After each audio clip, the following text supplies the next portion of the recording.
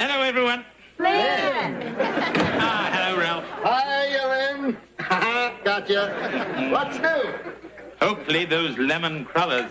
Well, it looks like it's feeding time at the zoo. It must be, Luan. You're out of your cage. Do you want me to put these in a box, or are you just going to stand over this tray and graze? Oh, lovely. Lemon crullers from a sourpuss. Oh, what do you know? Tart remarks from a limey.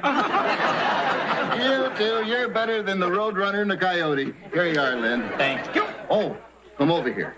I want to show you something. Oh, Ralph, it's not going to be another of those practical jokes. No, I promise. Oh, good. My eyebrows are still singed from the last one. No, this is more of a tribute to my best customer, Lynn Belvedere.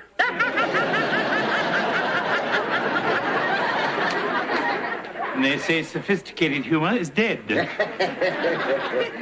Well, come on, Luann. We're almost out of jelly filled. You want to make some? As soon as you get me some powdered sugar, it's way up on that top shelf in back, where you know I can't reach it. All right, I'll be back in a jiff. Sooner or later, one of Ralph's practical jokes is going to backfire on him.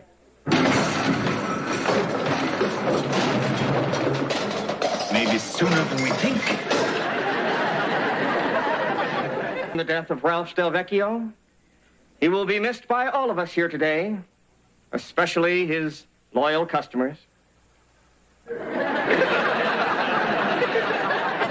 Ralph Del Vecchio welcomed everyone into his humble shop until that fateful day when he was buried in an avalanche of powdered sugar and rainbow sprinkles. By the time I got to him, he was just laying there with a glazed look in his eyes. Now to say a few words in Ralph's memory is a man who loved his donuts more than any man ever loved donuts, Mr. Lynn Belvedere.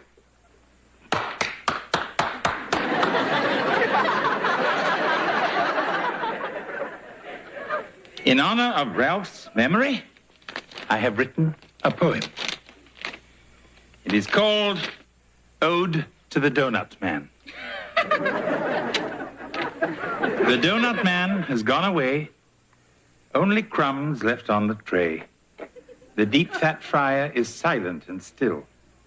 No lemon crullers left to fill. No maple logs or cinnamon buns. No jelly-filled or powdered ones. No bear claws puffs or apple fritters. No devil's food. Thank you, Mr. Belvedere. That was very sweet. But there's more. Save a little something for the graveside. Indeed. Thank you. Those of you who wish to may attend the burial, after which we will serve coffee and,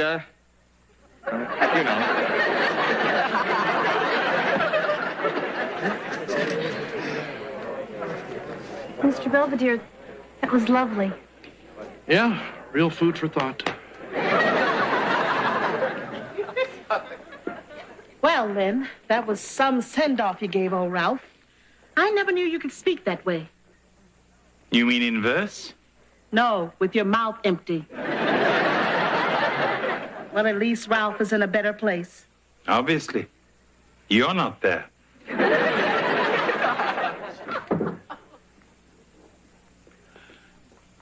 Ralph made a good apple fritter. The best. Norman Randall. Oh, how'd you do? I have been Ralph's attorney for the past 20 years. Mr. Belvedere, I wonder if you might have time to stop by my office sometime tomorrow. Ralph left you something in his will. Say what? I'm sorry you're so upset. You bet your frosted long johns I'm upset. Why did he leave this place to you?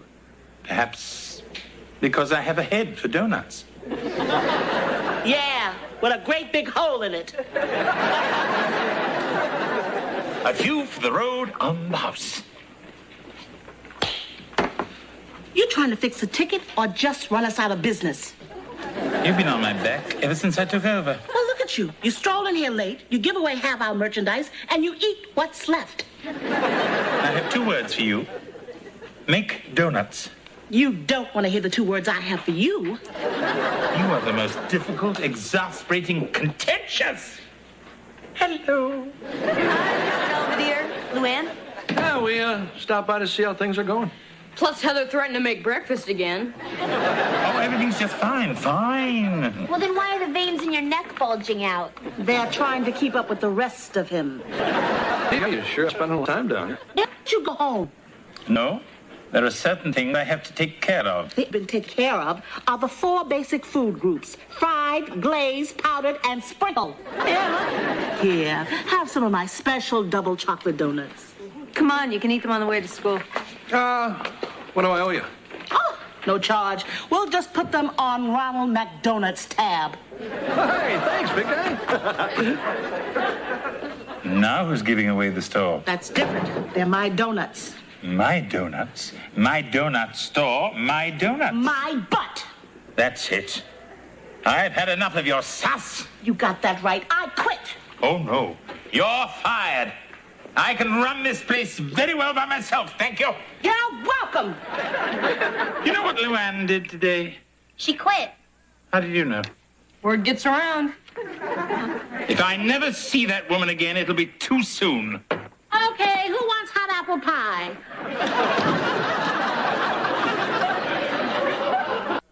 This must be a nightmare. Yeah, if I pinch myself, maybe I'll wake up. This house simply isn't big enough for the 2 of us. You'll just have to work around each other. No mean feat. It'll be easy. When Mr. Belvedere's at work, Luann will be here. Then when he gets back, she can go home. Well, I'm back. Fine. You can do the dishes.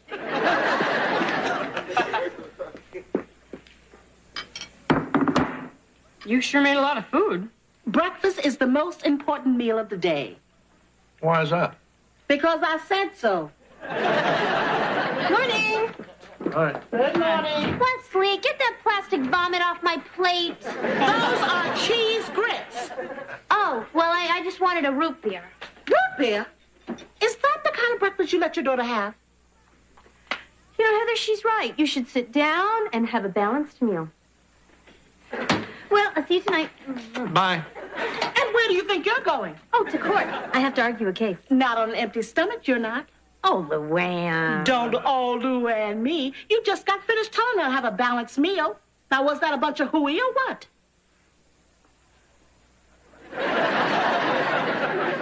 That's better.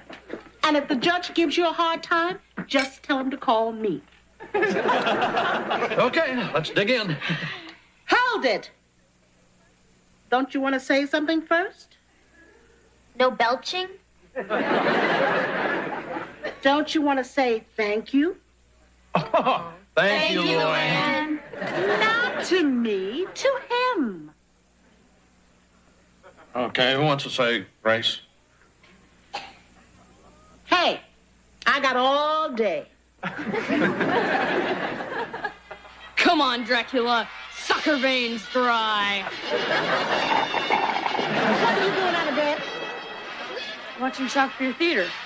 Get back to your room. Come on, Luann. It's late. It's 8:30. Get going. Luann, I don't think you know who you're dealing with here. I'm Wesley T. Owens, and I can be a lot scarier than Dracula. Oh, yeah? Yeah. Fine. Go ahead. Watch anything you want. That's more like it. And in the morning, I will tell your parents about that secret Swiss bank account of yours. How'd you know about that? Maybe you don't know who you're dealing with. Okay, I'm going.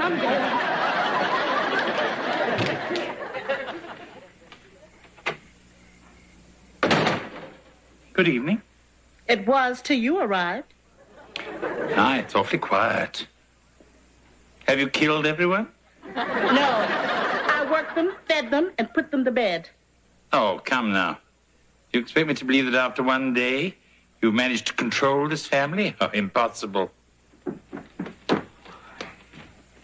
where do you think you're going? I want a cookie. You've already brushed your teeth. Now get back to bed.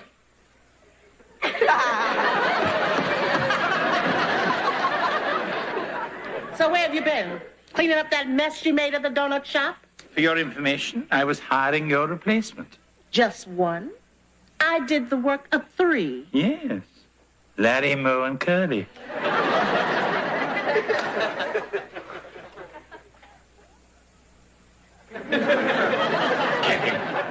Kevin! You are supposed to be working. I was taking a break. The way you work, what's the difference? Hey, look, for 75 cents an hour, I don't have to take abuse. Customers will be pouring through that door any second. Now, have you got the hang of that machine? Yeah, it's no problem. My first batch should be draining by now. Well, let's have a look.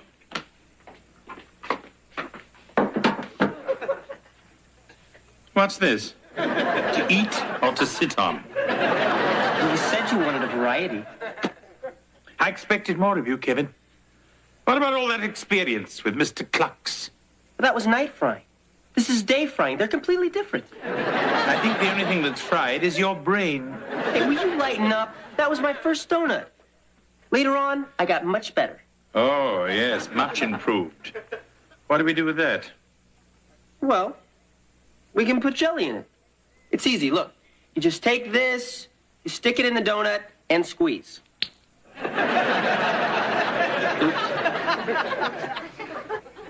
No problem.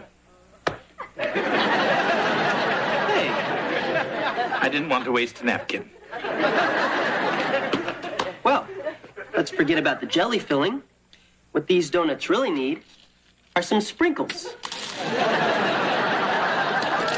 Good idea. But let's not forget the powdered sugar.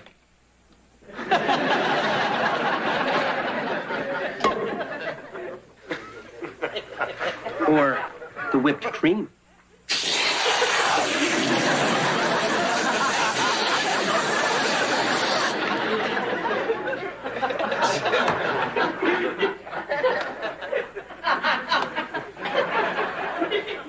Or the chocolate frosting.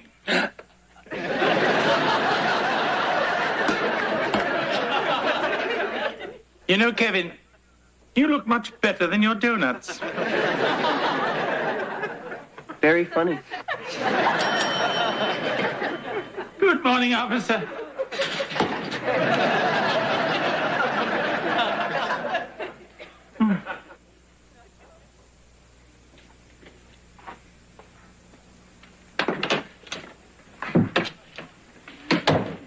Oh, hey, Mr. Belvedere. Hello, Wesley. What can I do for you? I'm very busy. But there's nobody here. Well, they're all in the bathroom. Where's Kevin? He doesn't work here. Why not? Creative differences. Oh, can I have a donut? Well, only one. You see, they're going like hot cakes. Maybe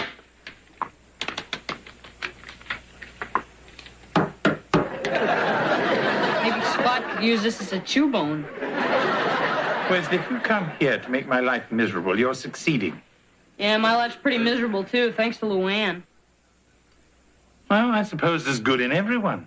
Mr. Belvedere, why don't you just admit that this isn't working out for you and hire Luann back? I will not admit defeat, especially not to her. You always tell us to do the sensible thing. Don't you think you should practice what you preach? I will not be lectured to by a teenage psychopath. Now, if you'll excuse me, I have some donut holes to glaze. I'll take a dozen. Dad needs some new golf balls.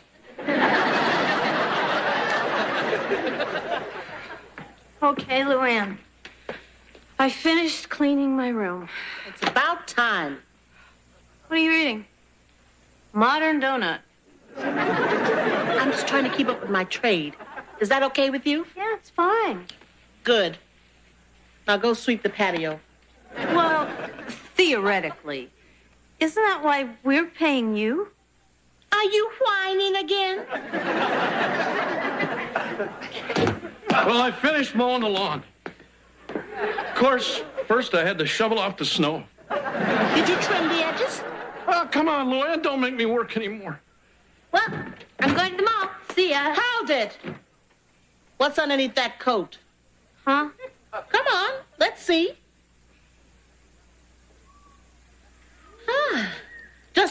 you're supposed to sit down like a lady in something like that. Mom. Oh, come on, Luann. That's not so bad, and it's in style now. Honey, go change. Are you going to let her run our lives like this? You know, I never thought I'd say this, but I wish Belvedere was back. Me too. Well, I just went to see him, and he wants to come back, but he's too stubborn to admit it. And I think Luann wants to go back to Donut World. Well, maybe if we got her and Mr. Belvedere together, they could work things out. Or kill each other. Well, either way, we win. But maybe she'll just mellow out. Dinner in 5 minutes if you pass fingernail inspection.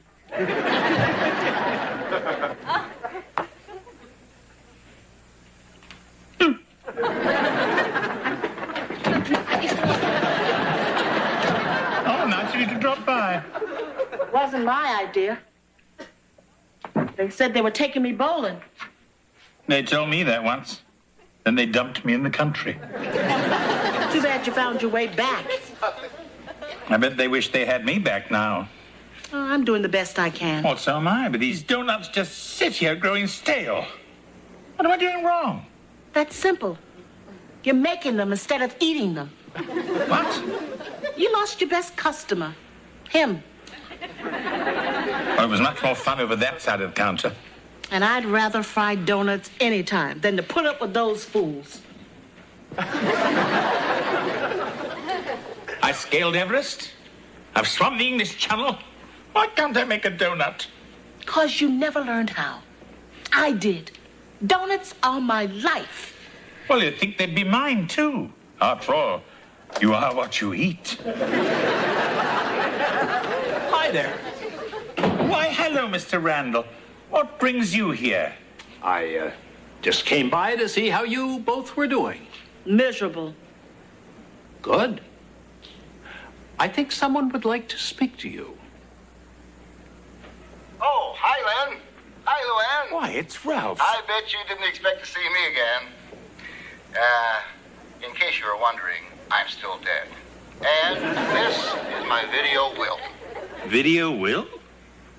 That's right, Len, my video will. And if my plan is working by now, you can't stand the sight of another donut.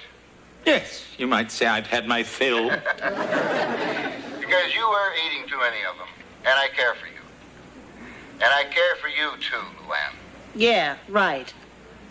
I really do. The truth is, you deserve the donut shop. But sometimes people don't appreciate what they have, or what they expect to have, until they lose it.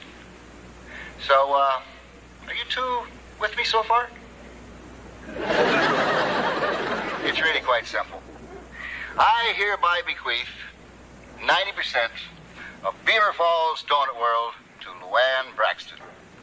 The other 10% to Len Belvedere, just to give him a little incentive not to eat up all the profits. Plus, you two together should keep the customers entertained. Well, I gotta go. It was fun while it lasted, but I'm late for lunch with Elvis. There's some paperwork to sign down at my office. I'll wait for you in the car. Mm-hmm. Well, I suppose you might say we're partners. Just so you understand, I'm the boss. Hey, Mr. Belvedere, can I make a kite? Certainly, Wesley. You see, I'm the boss in this house. I bet I can make two with your boxer shorts. Now that Luann and I have returned to what we do best, Donut World is running like a well-oiled machine, and the Owens family is not, which is as it should be. I still drop by the shop every morning, and sometimes I even offer my advice, which is when Luann puts her foot down, usually on top of mine. Deep down, though, I think she likes me. Otherwise, why would she care enough to limit me to one donut per day?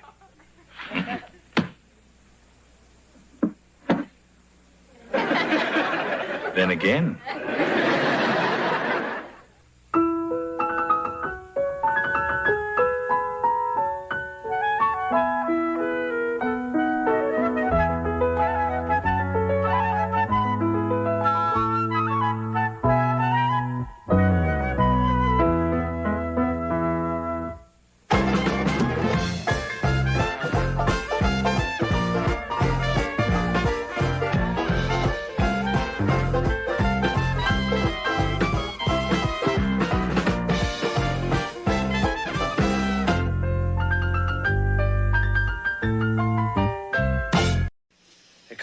Marsh, it's after midnight. You gotta get some sleep. I can't. I guess I'm worried about going to prison tomorrow. It's not like they're locking you up. I know. It's just that this is all so new. I mean, up till now, all of my legal work has been wills and divorces and defending Wesley from the neighbors. Who is this jailbird anyway? Sharon Witt. I've never met her, but she's been convicted of armed robbery, grand theft, and felonious assault. Oh, I think I voted for her. Oh, George. Come in. Oh, Mrs. Owens, I heard you pacing for several hours. May I bring you some hot milk? Oh, no, thank you. I can get my own hot milk. Then may I get you a cookbook? Good night. Good night, Mrs. Owens. Hey, come on, Marsh. You're not going to do anyone any good if you're dead on your feet. Yeah, I guess you're right, George.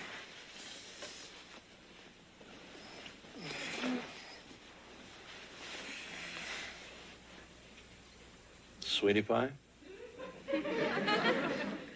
You sleepy? Marsh?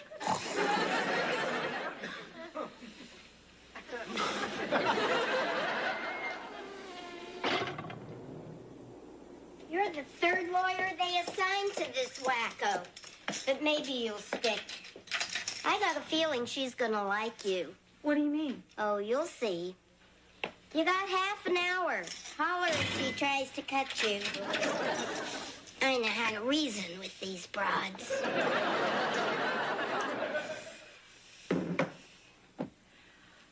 Hello, I'm Marcia Owens, your court-appointed attorney. Yeah? Well, I'm Sharon Witt, your court-appointed psycho. Oh, well. Aren't you a sight for sore eyes? I just can't get over how much we look alike. Well, we ain't exactly the same. I bet you ain't got the Queen of Hell tattooed on your butt. Can we get on with your statement? When I think about all the things I've been missing, it just makes me want to cry. I'm gonna get you out of here, Sharon. Yeah, I got a feeling you just might. Smoke? No thanks. Oops. Oh, I'll get him.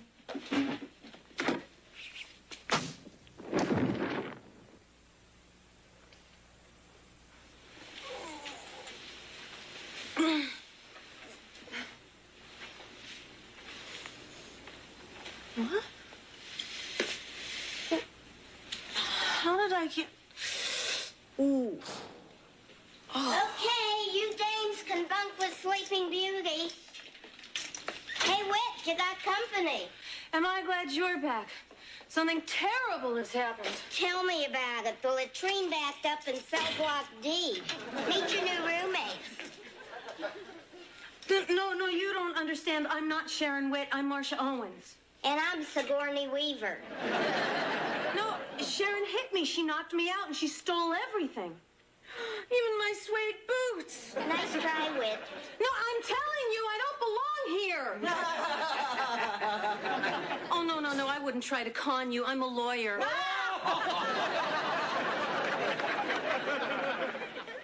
Oh, yeah, Vic, man, this is the perfect setup. Yeah, I'm going to hang out till I find out where these roops keep their loot, and then... Well, of course I can make them trust me. Trust me. Ooh, I gotta go. Someone's coming. Yeah, bye.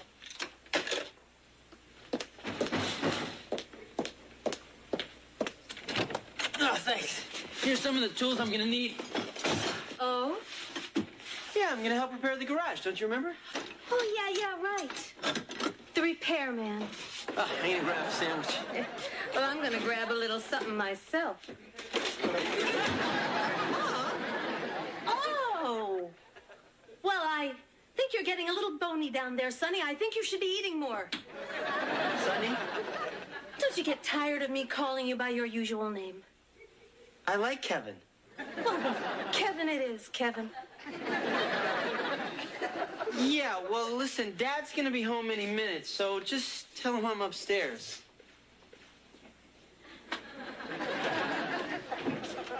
Oh, was that Kevin I saw drive up? Oh, hiya, big boy. Mrs. Owens. Happy birthday.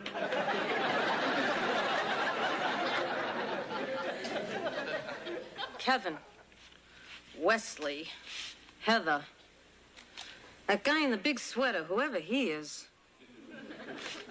Oh, and that must be the husband. Yuck. Here is your mail, Mrs. Owens. Oh, thank you, sport. Are you feeling all right, Mrs. Owens? You seem a little distracted. Yes. Well, when you were cleaning my room, did you by chance misplace my jewelry box? Mrs. Owens, you know I steer clear of your personals. I'm sure that your jewelry is safe and sound. Swell. Hey, Mom. Hey, Mr. Belvedere. Wesley, you're an hour late. I had detention. Yeah? I mean, shame. Mr. Belvedere, I would like to be alone with Wesley. You're a brave soul. Wesley, come sit down. I'm sorry, Mom. Oh, I'm sure you had a reason. Here, buy yourself a beer. Gee, Mom, this isn't like you. Well, I want you and me to be pals. But you're my mother. And a proud mother I am to have such a clever little tyke. Kitschy-coo, kid. Yeah, well, thanks, Mom. I'm gonna grind you into mulch. Yeah, I'm gonna stomp you into sludge. Gotcha. It's 3 packs of cigarettes you owe me, sister. The hell I do. You moved your elbow. You wanna make something out of it?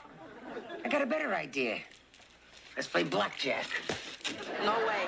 Gambling is illegal. What are they gonna do, kick us out of here? How about you, Blondie? Up for a game? No, thanks. Ah, come on. Look, no weapons. What about her? Old Lady Haverford? Nah. She don't associate with us. Common criminals. That's Doris Haverford, the restaurant heiress who chopped her husband up into little bits and scattered him in the park? I thought they dropped the murder charges. Yeah, but they got her for littering. Oh, gee, she's famous. Hey, I'm kind of famous myself. Yeah? Oh, sure. I spent most of my career serving major government officials. Yeah, at an hourly rate. I see. And Greta, what are you in for? 5 to 10. This cop was manhandling me, and I slapped him in the face. And they gave you 5 to 10 for that? Well, she was setting fire to a factory at the time. Okay, you warthogs, exercise period. You know, this is outrageous. You're holding an innocent woman while a dangerous criminal is on the loose doing God knows what. Yeah. Guess who? Oh, it's you. Brought you some flowers. Well, thank you, my husband. I'll go put them in water. Oh, no, here. Let Belvedere do that. Hey, when's the last time I brought you flowers? Knowing you, George, after you attended your last funeral. George. Yeah. Come here, baby. Well, I got reservations for McSwarley's. Gourmet dinner, slow dancing. Oh, no, I'm not hungry and my knees hurt. I love it when you play hard to get.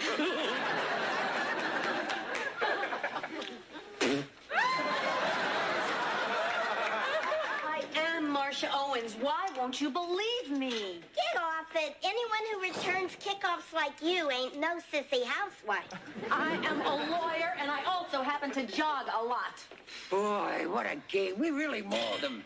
Reminds me when I was with the Falcons. Yeah. Oh, is that some prison gang? No, the Atlanta Falcons. I was their place kicker. They let a woman play? Nope. Well, then how could you? I mean, unless you were... You got it.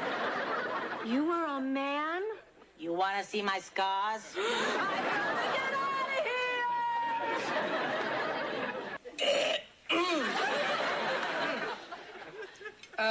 Mom. Yeah.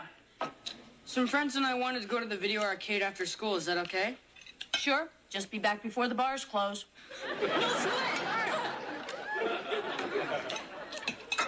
Morning, Marsh. How's your headache? Well, gotta go. Mom, the garage is that way. Well, I know that, Walter. Wesley, I gotta get some things from my room. Toodaloo. Am I crazy? Is your mom acting a little strange? Yes, on both counts. Hey, maybe she's not Mom at all. Wesley, what are you talking about? Maybe she's a pod person. Maybe some alien snatched her body and replaced her with a replica. Too bad. They got the wrong Owens. Yeah, Vic, I found all the passbooks and the keys, but the bank won't let me make any withdrawals unless it's co-signed by George Owens. Yeah, I don't know, maybe I'll just hang out one more night. Maybe I can sweet-talk him into something. Eh? Oh, I'm sorry, I must have the wrong number. You've been getting a lot of things wrong lately. I'm just so overworked. Mr. Belvedere, can I ask you a question? Go ahead, make my day. I've been thinking about buying one of those new big-screen TVs, but I have to coax the money out of George. Now, what do you think is the best way to soften him up? With a rubber mallet. Mrs. Owens, you've known him longer than I. Yeah. But just for argument's sake, if you were me, what would you do? Well, I suppose I would cook him a lavish gourmet dinner, then hit him up for the money right afterwards. Great idea! I'll get right on it. I'll start screaming. That'll bring the guard up here to see what's wrong. I'll jump her and snap her neck like a twig. That'll bring us up to the cell block guard. I'll jump her and snap her neck like a twig. Next, we'll go down to the main gate where there's 2 guards. I'll take one on each arm and snap their necks like twigs. Ladies, I don't know if this is a good idea. I mean, someone could get hurt. Like an innocent bystander? You know, you two have a very bad attitude. Listen, Goldilocks. This is prison. There's gangs and screws and crummy food and endless work details. And there's nothing but drudgery and squalor and desperation as hour after hour, day after day, week after week, slowly they squeeze the soul out of you. My, aren't you a gloomy Gus? What you need is a sing-along. What? Well, music can set you free. What? Okay, you slugs, mail call.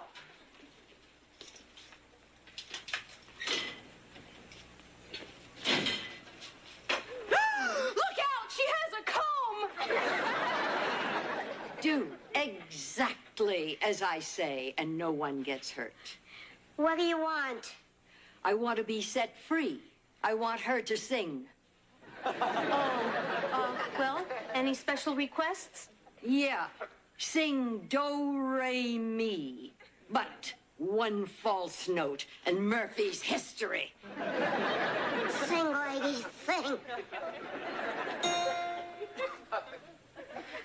Do, a deer, a female deer. Ray, a drop of golden sun. You're a little flat.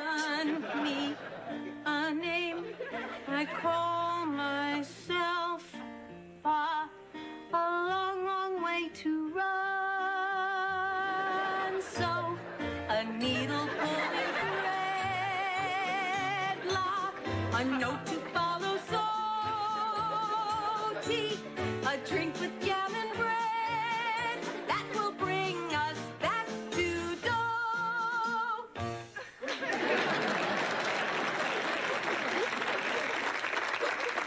Now, everyone.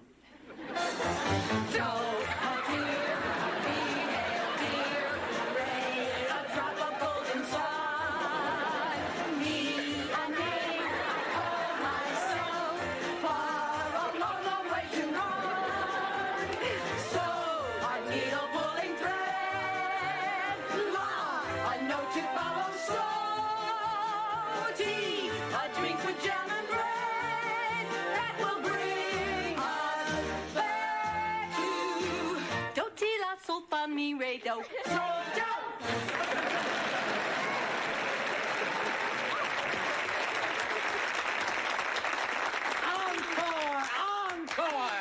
You know anything from Fiddler? Okay, lady, you're out of here. You finally believe me. Well, it's worth the fingerprint check. And besides, if you break into Sunrise Sunset, I'm going to puke. Goodbye, everyone. Would you like some apple strudel, Mr. B? Oh, really, Mrs. Owens? I feel so uncomfortable sitting here letting you serve me. Relax. I'll eat when you're done. Now, who wants more? I'll have another piece. Would you like me to heat it up for you? Sure. Boy, Mom sure is friendly. How about this meal she cooked? Beef Wellington, truffles, stuffed wild goose? This is the most magnificent meal I have ever eaten. That woman is not your mother. So, how are we doing? Oh, just fine. Oh, Mrs. Owens, I finished. Why don't you sit here and have your meal, and I'll warm it up for you. You talked me into it, Jeeves. Yes, well, let's clear the table. Yeah, let's clear this to the kitchen. Hey, I haven't finished my strudel. So, honey, how'd you like my goose? I'm done. Hey, come on, I'm her husband. Don't you think I'd recognize her if she were a fake? Well, I would. Time to take a hike.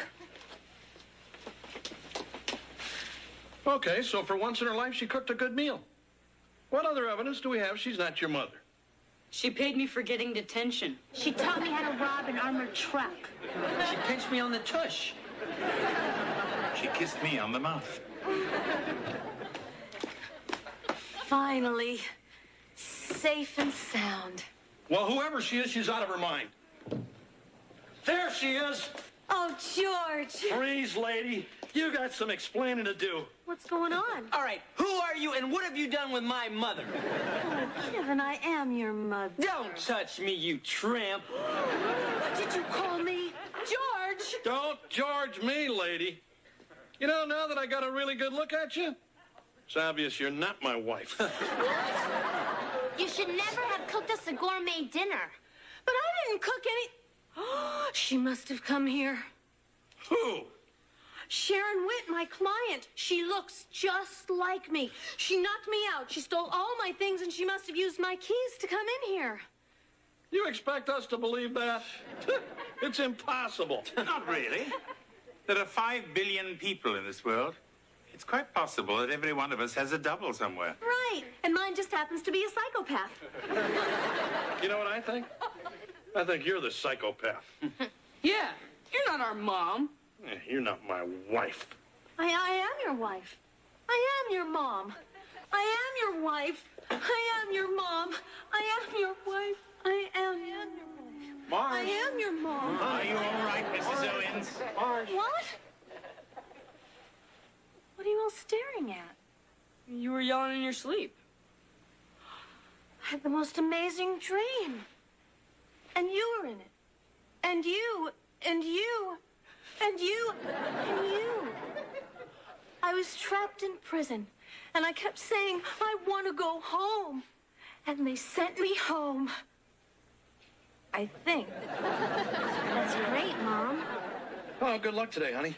Huh? Your first venture as a criminal lawyer. We got you something to commemorate it. And that Taché case. You deserve it, Marsh. It's lovely, but where did it get that dent? Nothing too unusual to report today, other than a very odd dream Mrs. Owens had that left her a bit rattled. The idea of a person having a double is most intriguing. It has been the subject of such great works as A Prisoner of Zenda, The Comedy of Errors, and The Patty Duke Show. Yes?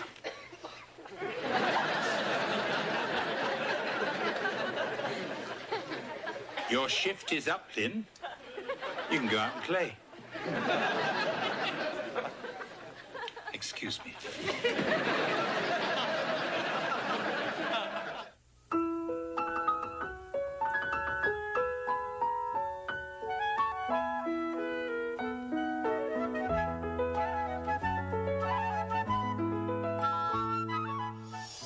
Every Sunday, relax and bring your whole family together with award-winning movies that will entertain and inspire. This week, to save her farm and family, a woman must tame a wild horse and ride him to victory in the FamilyNet presentation of The Dark Horse, Sunday at 7 p.m. Eastern on Family Netflix.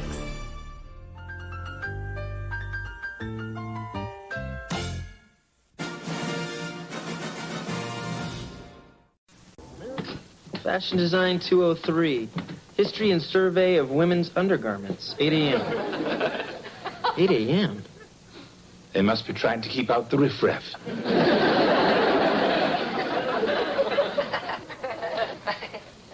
Mr. Belvedere, there were a dozen cupcakes in here this morning. What happened? Lunch. Oh, I'm totally bummed out. What's wrong? I have to kill and dissect a frog for biology. Ugh. All right! What kind of knife are you going to use? Well, you know, Snaggle and I take a salamander apart. We like to use an X-Acto 507. It's a precision instrument, so you get a lot less gushy stuff squirting in your face. It's just there's a happy little frog hopping around. His name is Travis, croaking love songs to his little frog girlfriend. And then he meets me. The next thing he knows, he's spread-eagled in a cake pan, spraying frog guts all over Mr. Sorokin's biology class. Perhaps it's not the night for split pea soup. That's it, George. That's the last time I go shopping with you. Oh, come on, Marge, lighten up. Did you really think you could sneak through the 10 items or less line with 12 items? At least I didn't flirt with the meat man to get more giblets. Hi, guys. Hi, honey. Hey. Oh, how are you coming with your class schedule? Scuba diving, co-ed volleyball, discussion of current magazines. Kev, you going to college or Club Med? Take it easy, Dad. I'm still finding myself. Could have found Jimmy Hoffa by now. Okay. Trouble in paradise? Just don't understand. The search for self embraces many forms. Frankly, Kevin, if you would embrace a few less forms, your mind might be much clearer for your studies. My mind might be clearer, but my complexion wouldn't.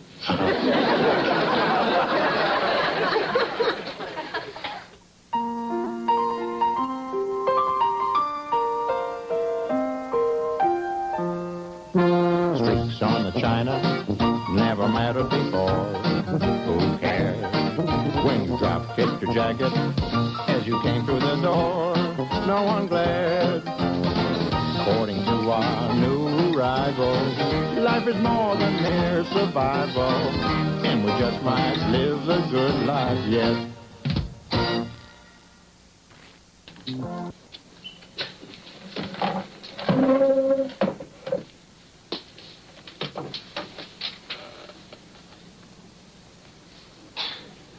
What are you doing? Nothing. Must you do it here? Uh-huh. It's for school. I have to observe someone at work and write a report about it, so I'm observing you. Oh. Wouldn't you rather observe a fireman or a policeman?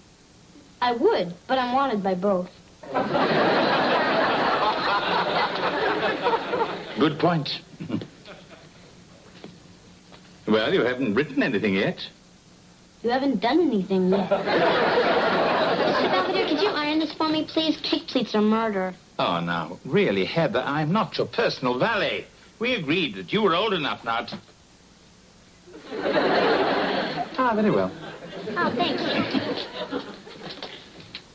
And while you're at it, please be sure to note, I don't do windows.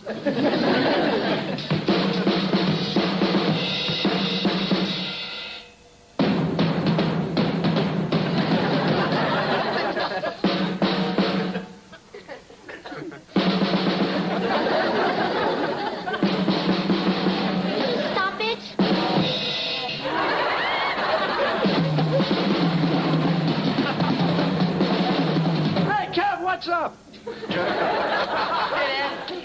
Listen, I've been thinking about school, and I came up with a plan. Oh, yeah, what? I'm going to be a drum major. You mean the guy that wears the big hat and leads the band at halftime? No, Dad. I'm going to major in music so I can be a professional drummer. But drumming isn't a real profession. It's sort of like a hobby. How can you say that? Well, she's heard you play. It's just that we wanted you to go into something with a future, something secure. Well, drumming is pretty secure. Oh, come on, Kevin. Do you really want to spend the rest of your life in a seedy bar playing Night Train for strippers? How did you know about Night Train? Aunt Millie at our wedding reception. Oh, yeah. Look, you know, there are other kinds of music. What about the Pittsburgh Symphony? What about the Salvation Army? Look, will you guys just give me a break? Hey, mister, don't you use that tone with us. Now, your dad and I are shelling out big bucks for you to go to college, and you're jerking our chains. God, you're cute when you cuss. No, I mean it. I would have killed for the opportunity he's just throwing away. Hey, I'm not throwing anything away, Mom. I just don't know what I want to be. Well, you better figure it out and be damn quick about it. That woman's a pester when she gets mad. You understand, don't you, Dad? Ah, sure I understand. I mean, when I was your age, I wanted to be a professional ball player. What happened? Nobody wanted me. Between you and me, I think it was a racial thing.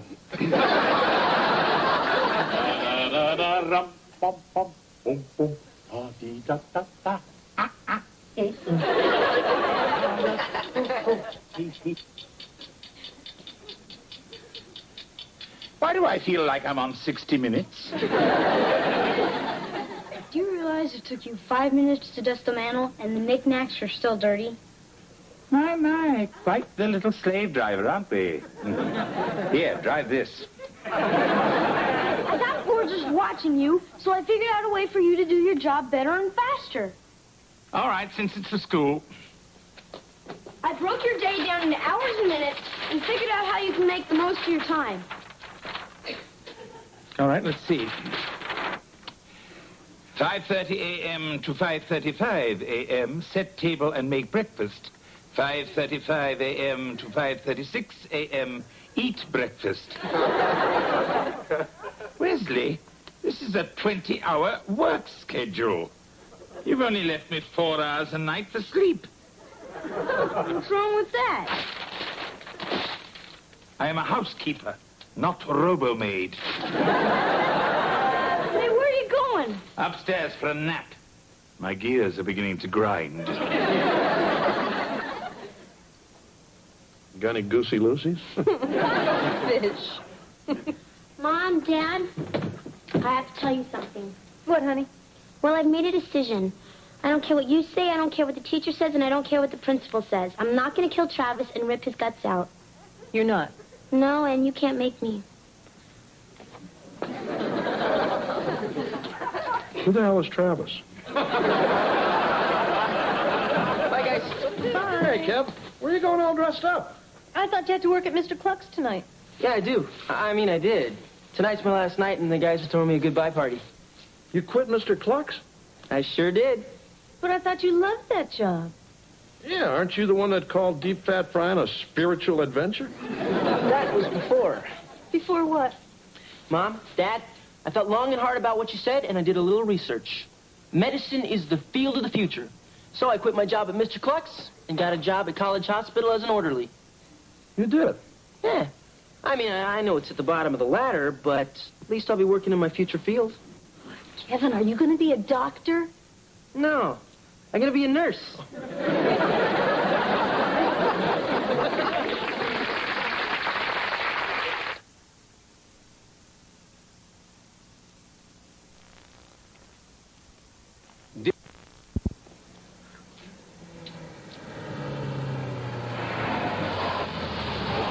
He's home. All right. Now, don't say anything about nursing. You let him bring it up. Yeah, right. Hey, Kev. Hey. So how was the party? Oh, great. As a going-away gift, they gave me a Mr. Cluck's watch.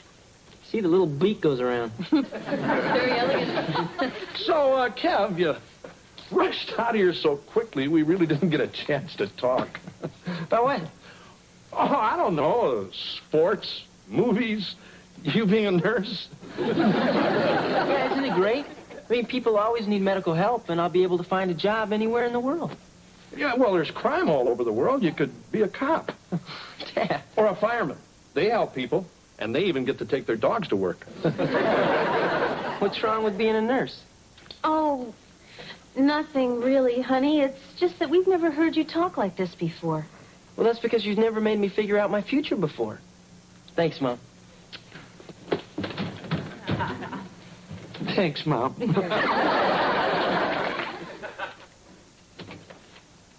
When did Diana Ross start dressing like a boy? That's Michael Jackson. What are you reading on the job? You know, Wesley, this project of yours is getting most tiresome. When is it going to be over? When you reach peak efficiency?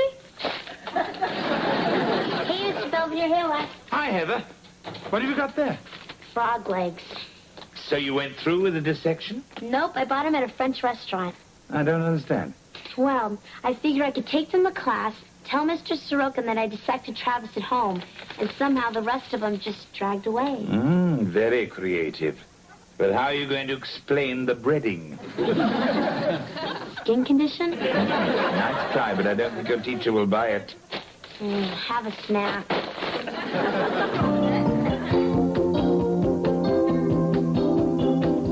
So the pig says to the brain surgeon, I won him in a raffle. Well, Mr. Owens, entertaining the truth. No, Nurse Hawkins. Mr. Owens, I realize you're here to learn about nursing, but you can't absorb it through personal contact. Yes, ma'am. Tell me, why hasn't the East Wing floor been mopped? It has. Well, Mr. Donchi in 312 didn't quite make it down the hall and unmopped it. Do it again. Okay. Has the cafeteria trash been emptied? That was next on my list. Or the linen cart taken to the basement? Right. Mr. Owens, the needs of a hospital don't slow down for the needs of your hormones. Now get cracking or get another job. Sir.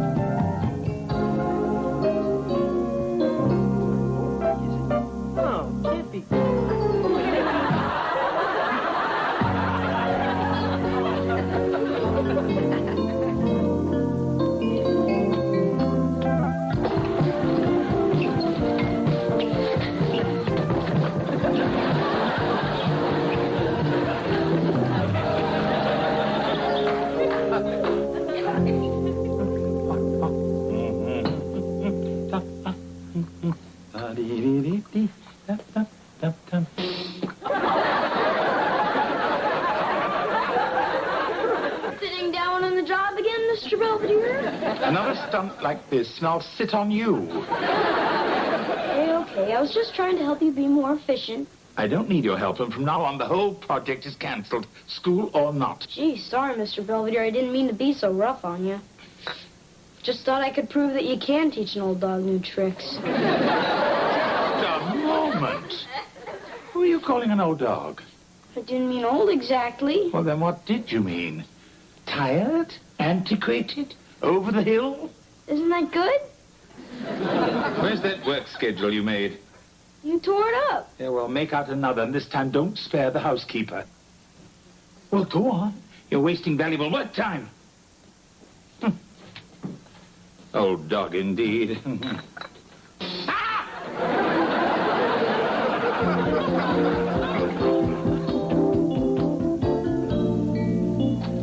Owens, there you are. Miss Hawkins, here I am. I've been looking for you. A delivery of fresh linens is here. I want you to unpack them and put them away. I did, a half hour ago.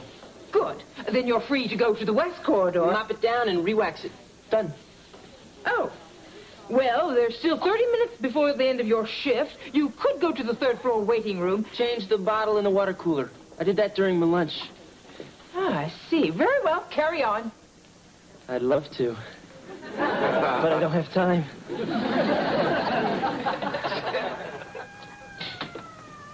George, what are you doing?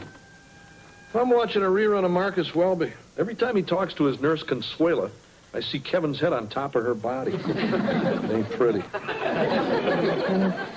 Why don't we talk about this tomorrow? You need to sleep. I just can't get used to the idea of my son being a nurse.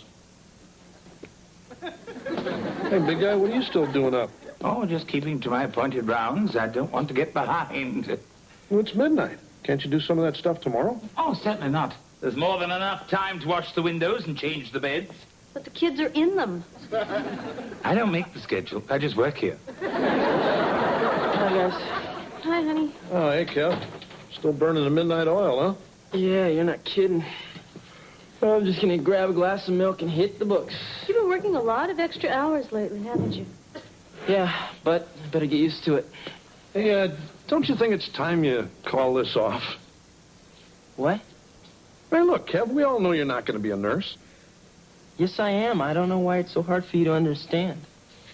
It's just that, well, we can't help but think that you're settling. What do you mean? Well, she means we think you can be anything in the world you want to be. No, I can't. Sure you can. No, I can't. Why do you say that? Because it's the truth. I mean, all my life you've been feeding me that line, and all my life I've been wondering what was wrong with me because I couldn't do everything perfectly. You do lots of things perfectly. Oh, yeah? Like what? Look, I'm an average guy. I get average grades. Well, nursing is something that's better than average. It's honest, and it's decent, and whether you like it or not, that's what I'm going to do. I think we handled that well.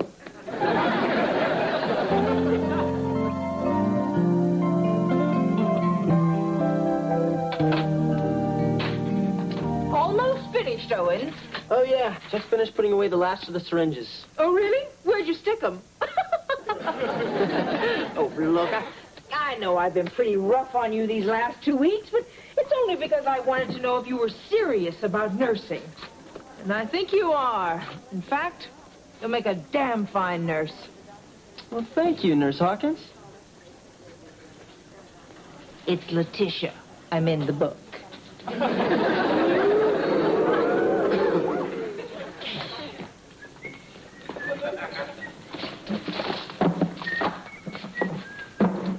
Nurse Owens, I presume? Oh, hi, Miss Belvedere. What are you doing here? My gout. I'm afraid trying to keep up with Wesley has brought on an attack. Oh, that's too bad. Well, here, sit down. Hey, you know, if you elevate that foot, it'll relieve some of the pressure. Thank you. Kevin. Yeah. You know, your parents are pretty upset about your choice of vocation. Yeah, I know, but they'll just have to get over it. You're not just doing it to get even with them, are you? If I wanted to get even, I'd be a tennis bum. I see your point. Well, listen, I better get back to work. Oh, go right ahead. I'll just sit here a while. Any place without Wesley is extremely restful. Stop it! Stop it! Oh, man, I'm not... Ayúdeme, por favor, que ya viene el niño. Ay. What's she saying? Well, it's just a wild guess, but I believe she's telling us she's about to have a baby. What? You can't do that. I'm not a doctor. ¿Qué? What? She says, huh? Wait here. I'll go get a doctor, okay? I'll go and get a doctor. Kevin, she's not sitting bull. Doctor, the ER stat. Emergency. A woman having a baby. Kevin, I think we're going to need some help. Look, don't worry. A doctor is coming. The baby.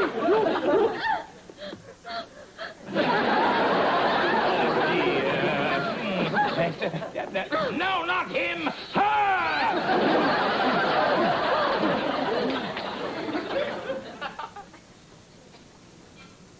What are you guys doing here? What happened? Hey, you hit your head when you passed out. Oh, great. Yeah, we hear you saw a lady have a baby. No, I saw a lady about to have a baby. Then I saw linoleum. Is everything okay?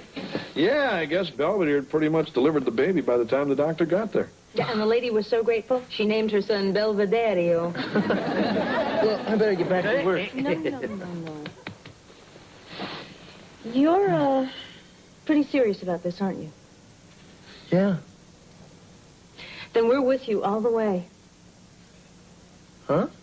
Well, it's just we thought about it, and we finally realized that we've been trying to get you to do stuff we wanted you to do. The thing is, we know how tough it is out there, so if we get a little carried away, it's just because we love you. Thanks, Mom.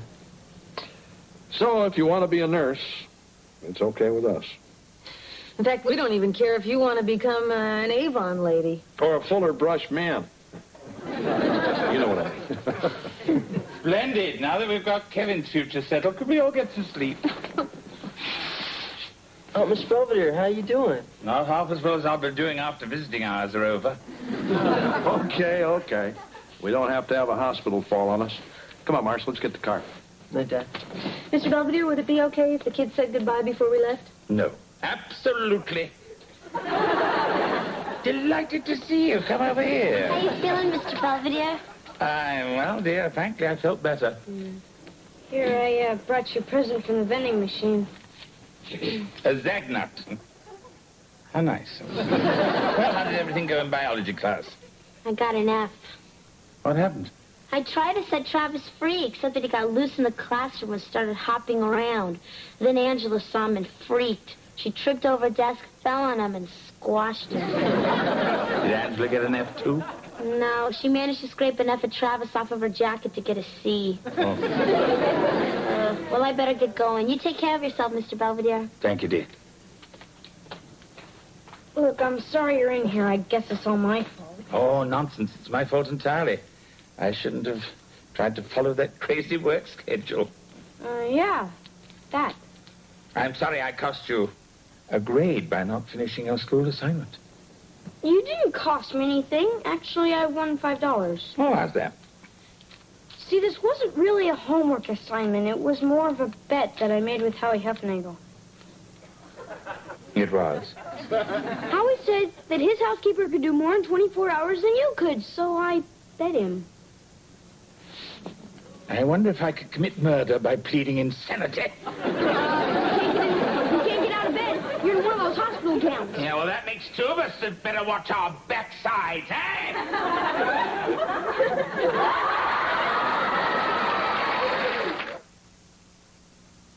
Mr. Belvedere will be right back. As of this entry, I'm feeling much better. Actually, my gout attack disappeared 2 days ago. A fact I'm in no rush to reveal. As long as George is paying the bills, I might as well get some well-deserved rest. Kevin continues to work in the hospital to see if he's cut out for medicine. George has begun to accept the idea of his son becoming a nurse. Mrs. Owens has not only accepted it, but has begun to hope that Kevin might one day marry a doctor. I think his chances are excellent. After all, there's nothing more attractive than a competent nurse.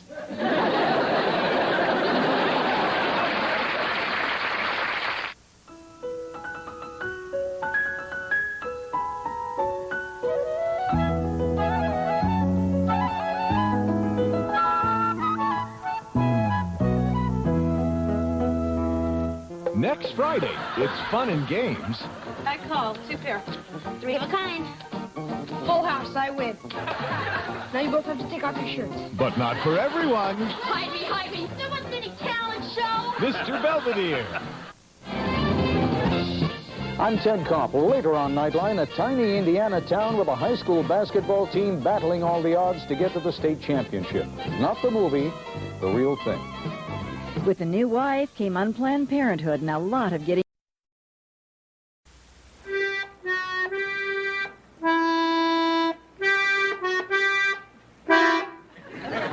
Again, Leslie, again.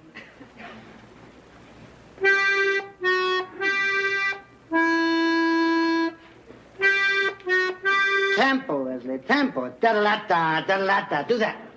Da-da-da. Not like that, you little communist. With your instrument. Sorry, I'm doing the best I can. It's just hard to push this thing together. If you had practiced more, you'd know how to do it. Now, let's try it again from the beginning. And remember, this is the beer barrel polka, not some funeral dirge. Okay. Try to feel the spirit of the music. Imagine you're in Bavaria, in a beautiful little village. All the people are gay. They're gay? They're happy. Why? Because they just had a bountiful harvest of cabbage and potatoes, and now they like to drink and dance. Why? Because somebody wrote this stupid song. Now do it. Okay, okay.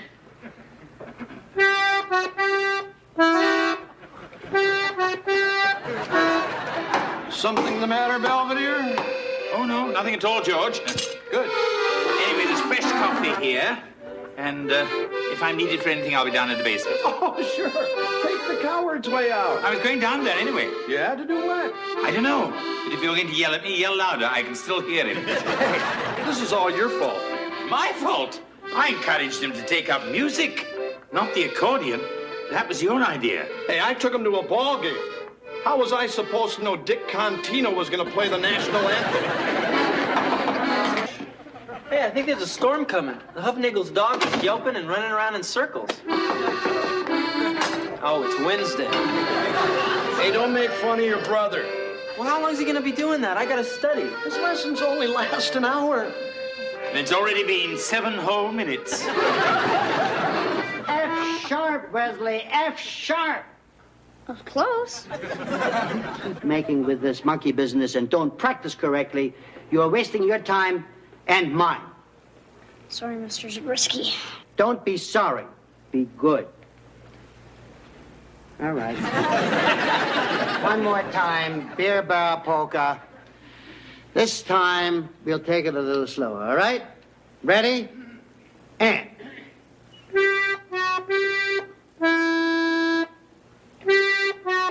Better, much better.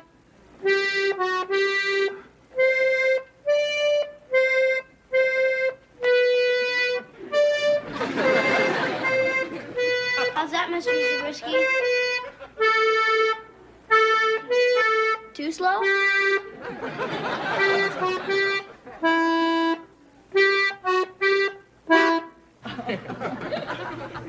Mr. Zabriskie? Mr. Zabriskie? Lesson over already? Yeah, I guess so.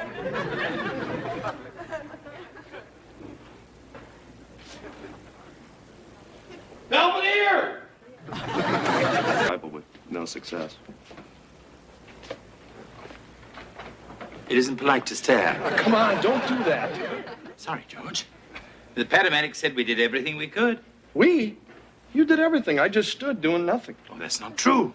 You offered him a cigarette. That's all I could think of. Mr. Owens, if you'll sign this release, we'll be on our way. Yeah, sure.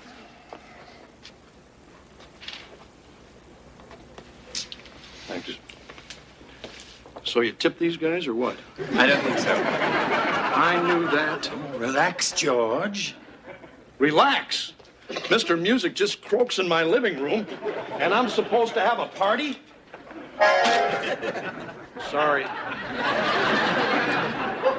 Thank you very much. Yeah. See you next time. Have a nice day. Well, that certainly broke up the day. So is Wes still upstairs? Yes, I left him with Kevin. Knowing you, I'll bet you already broke the news about Zabriskie kicking the bucket. No. Well, why not? Because I thought you'd want to tell him. Yeah, and I'm gonna. It's just death. It's a big thing. And I gotta be careful I do it right. Perhaps the direct approach is the best. Like when you fire me. No, that never works. You gotta sugarcoat it a little. Like I did when Mr. Slowpoke died. Who? Mr. Slowpoke, his turtle.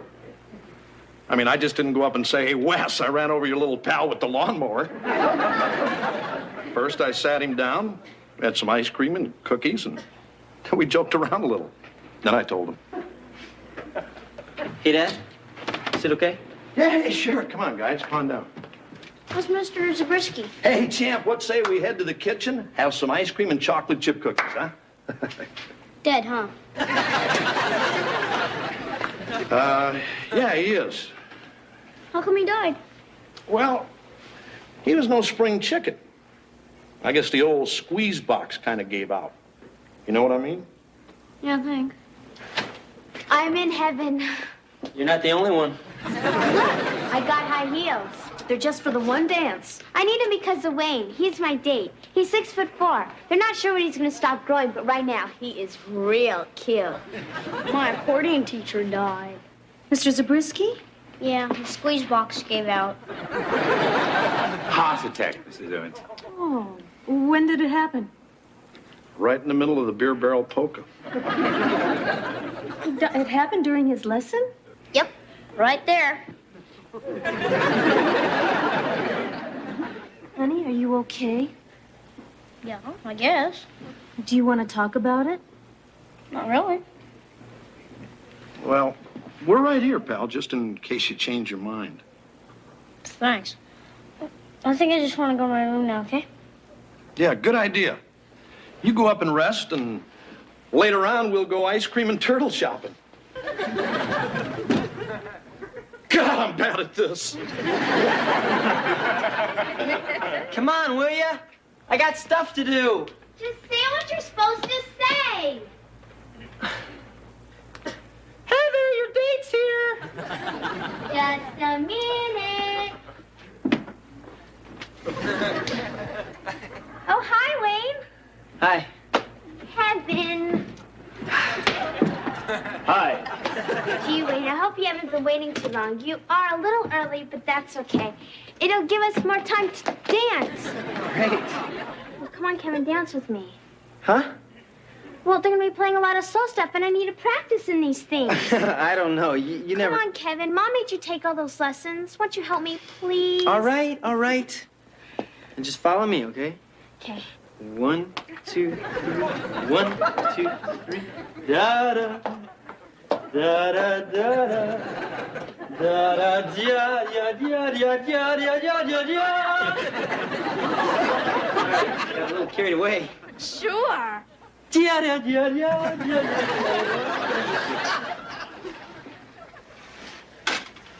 Here we go, champ. One Matterhorn special. How about a refill on the old chocolate milk? No, thanks. You have a vegetable or something. Just finish your cake first, and then we'll see. Hey, Wes, what say we go outside and play a little catch? Oh. Okay, let's do something else. Let's bother Belvedere. We'll give him a hot foot. I heard that. I just want to go to my room, okay? Sure, pal. Whatever you say. Hi, guys. Hello, Mrs. Owens. Where's Wes? Upstairs. He say anything more about Mr. Zabriskie? He couldn't. His mouth was full. I'm just trying to make him feel better. Well, I picked up some books from the library that might help. Oh, great. Why the cat won't come back? See, the thing is, Wesley knows that Mr. Zabriskie died, but I'm not sure he understands what that means. Now, this book says you've got to deal with it flat out. Once upon a time, little Johnny Smith had a cat named Whiskers. Whiskers was a fun cat. Whiskers loved his ball of string. One day, Whiskers followed his string into a busy street. Here comes the flat part. George. Mrs. Owens, I think that Wesley might be a little bit too old for this. Yeah, well, then how about this one? It says that it's important that children understand that while death is a very sad thing, it's just a normal and inevitable part of life. Sexual dilemmas. Roadmap for the 80s? That's for us. Happy motoring. Mr. Belvedere, how do I look? Like a bad insurance risk. Isn't it getting better? I love these shoes. They make me feel so sophisticated. Hey, is that my gooey chili bar? Dad said I could have it. Yeah, well, it's mine. I bought it for me. Just leave me alone. Wesley, hand it over. No.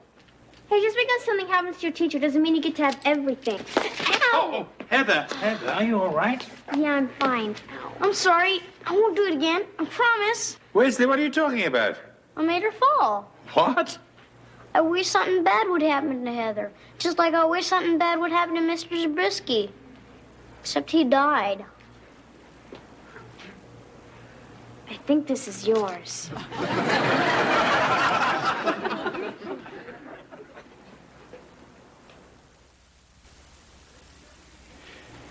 Wesley, don't be ridiculous. You didn't kill Mr. Zabriskie. Just kept yelling and yelling at me, making me play that stupid beer belly polka over and over. And I just looked at him and thought, I wish you were dead. And then he was. Wesley, whatever you thought had nothing to do with it. It was simply coincidence. No, it wasn't. Now, I know you're upset because he died in your house right in front of you, but it was not your fault. This isn't the first time. Oh? I remember this kid at school that kept picking on me, and I wish something would happen to him, and he fell off the monkey bars and broke his arm. Wesley. And then I had this teacher that kept calling on me, and I wish something would happen to her, and she got pregnant.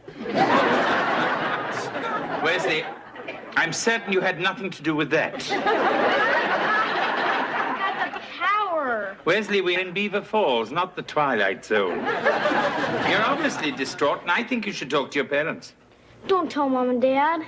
Why not? Because then they'll get all upset and start yelling at me. And you know what happens to people that yell at me. I'm scared something will happen to them. Fine. I won't say a word for now. Anyway, I'm tired of all this chit-chat. Go and clean your room.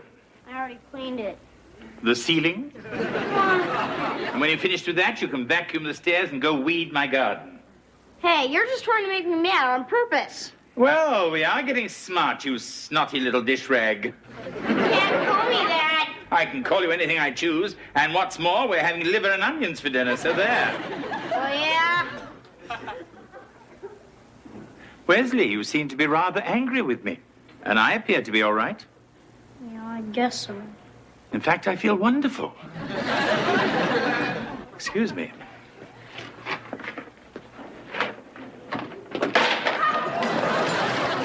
Whoa! Watch where you're going there, Butterfingers. Sorry. You okay, Mr. Belvedere? I'm perfectly fine. No harm done. Honey, I think we should talk about what happened. Just now? No, about Mr. Zabriskie. We just want to make sure you understand everything. I understand.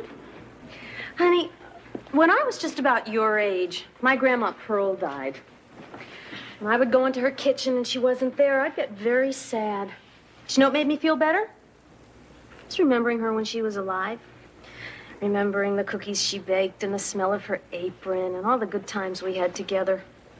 I didn't have any good times with Mr. Zabriskie.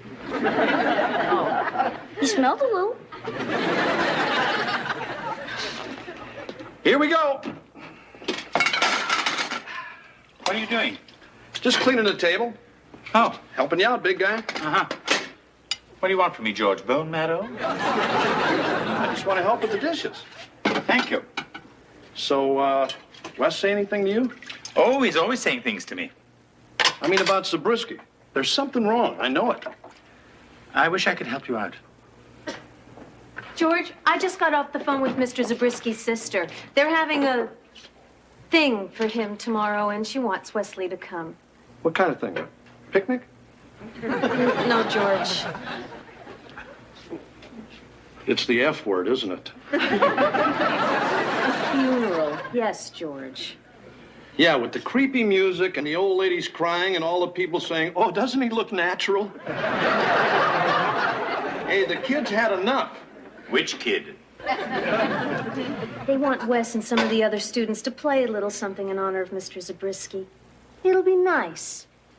Actually, a funeral can help people deal with their loss and help people resolve their feelings, whatever they may be. All right. All right, if it's okay with Wes, it's okay with me. I'll go talk to him. I wash you dry.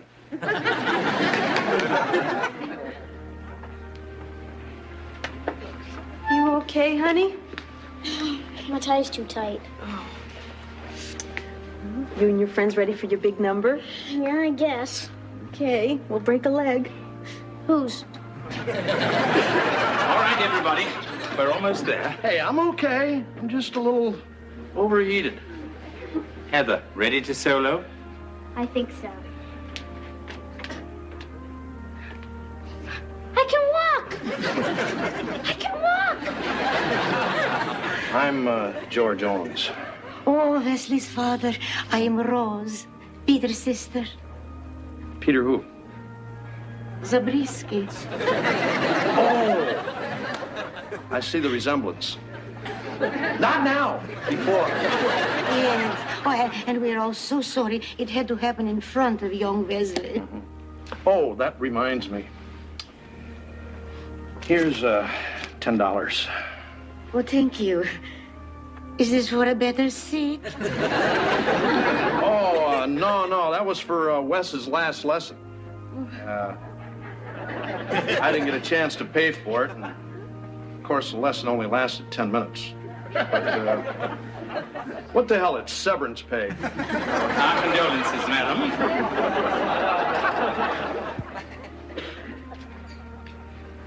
Hi, everybody.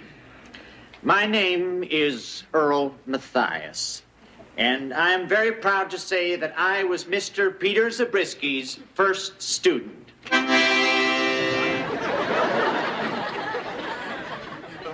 But please, we are not here to honor me. Peter William Zabriskie was born May 1918 in a small cottage in Gdansk, Poland. A cottage filled with music.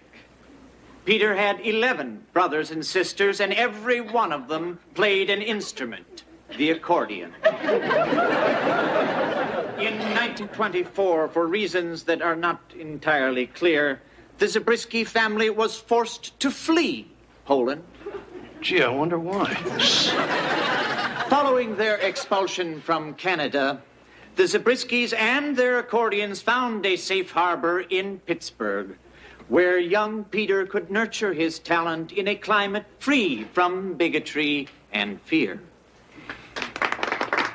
But seriously, seated before you, you see Peter Zabriskie's greatest legacy, his students. And as his first student, I am very proud to introduce his last. Wesley? Hi, I'm Wesley Owens, and we're all going to play Mr. Zabriskie's favorite song. I mean, it must have been, because he made me practice it so much. I used to think he was just a mean old man, but now I realize he was just trying to be a good teacher. And I'm sorry he died. And I'm sorry I killed him.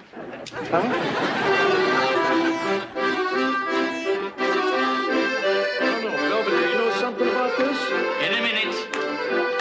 I like this part.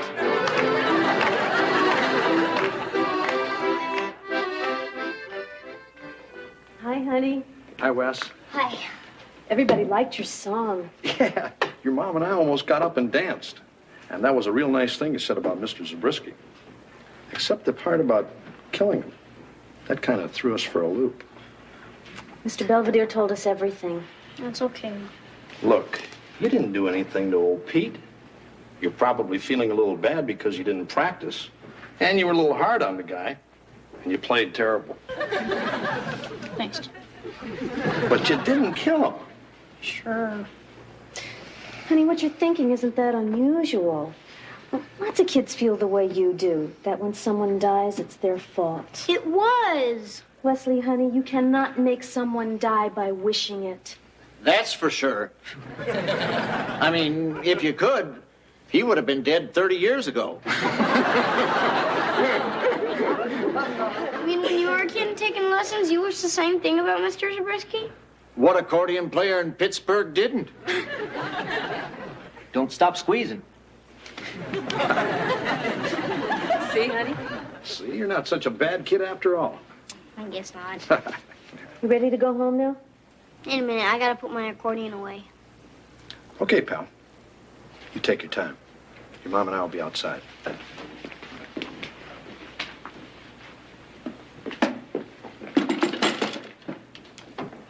Everything all right?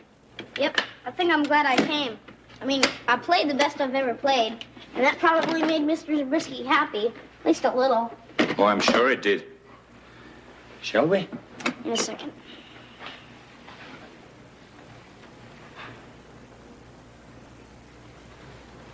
Saying goodbye? No, I wished him alive. Doesn't work that way, does it? Nope. Think we can stop for ice cream on the way home?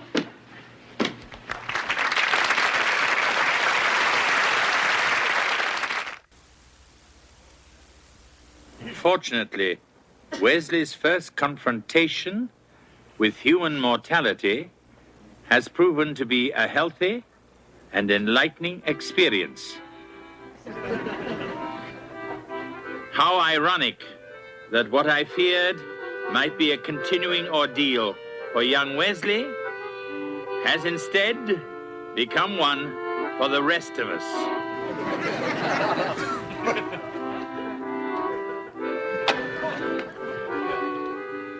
I don't know exactly who Van Halen is, but bless them.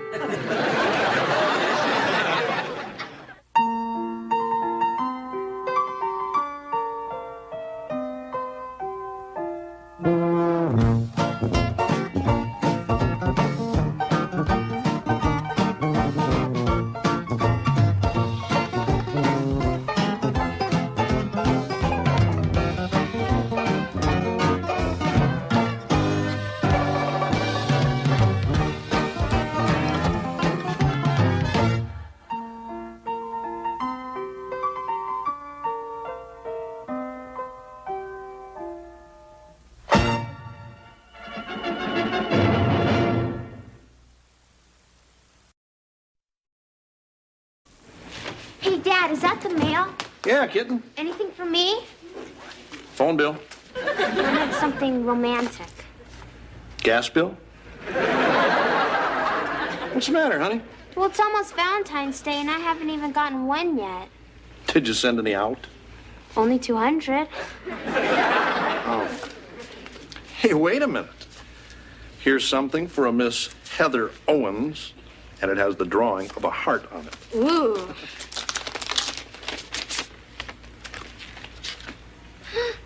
Roses are red, your smile is gleaming. It's time to come in for a checkup and cleaning. It's from Dr. Finkelstein, my dentist. Gee, I didn't even think he liked you. I'm back. Well, Kevin, are you a rock star yet? No, I'm not a rock star yet. Sorry. I take it the auditions didn't go too well. I played my drums for 3 different bands. And the first 2 just flat out told me I wasn't good enough. And the third? They wanted me to bite the head off a gerbil. But I wouldn't. Well, at least you didn't spoil your dinner.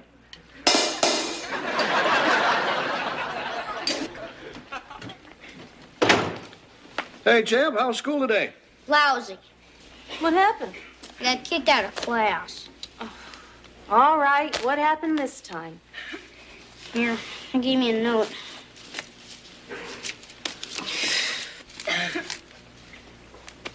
George. How much do we owe? George, they're putting him in an advanced class. Oh, yeah? Yeah, it says, Wesley's test scores and academic ability indicate that he would benefit from a more challenging curriculum. They're putting him in a special program. Hey, Jeb, that's great. No, it's not. I mean, with Mrs. Garsola, I can goof off all I want and still do good. We're very proud of you, and we know you're going to do even better. Yeah, sure. Anyway, Einstein, why don't you go on out in the kitchen and celebrate with a big glass of chocolate milk, huh?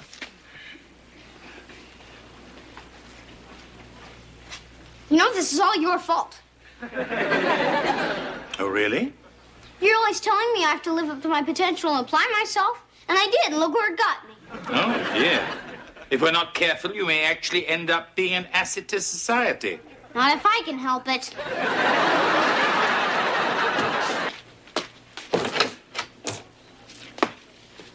Wesley.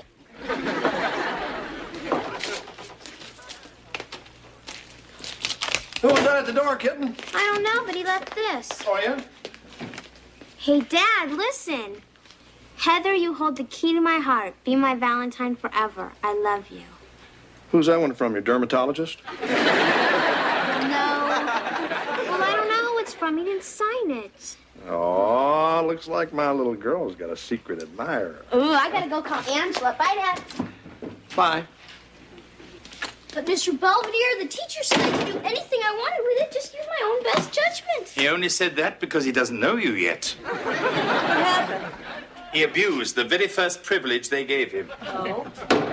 See, every day we get 30 minutes of unstructured activity where we're free to pursue our own interests. He went bowling.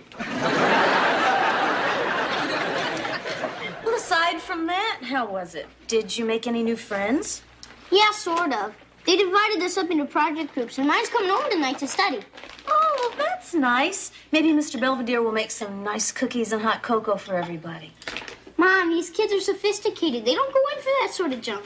Oh, in that case, I'll go out later for the brandy and cigars. Great.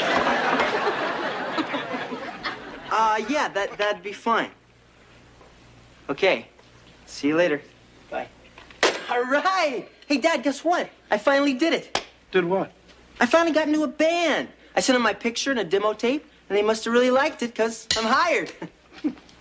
Oh, hey, are you guys planning on using the house tonight? No, Kevin.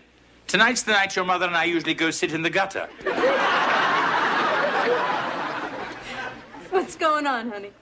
Ringo here just joined some rock group. Oh, well, that's wonderful. Are they nice boys? Well, I haven't actually met them, but they sounded okay on the phone, and they've been together a long time. What do they call themselves? The Young Savages. The Young Savages. Sounds like a bunch of guys with zippers in their noses. Honey, we're very happy that you joined the band. But just remember, as long as these young men are in the house, you're responsible. Oh, I know.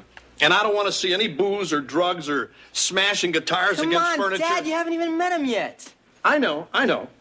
It's just I've heard what these heavy metal guys are like. Standing on the corner, watching all the girls go.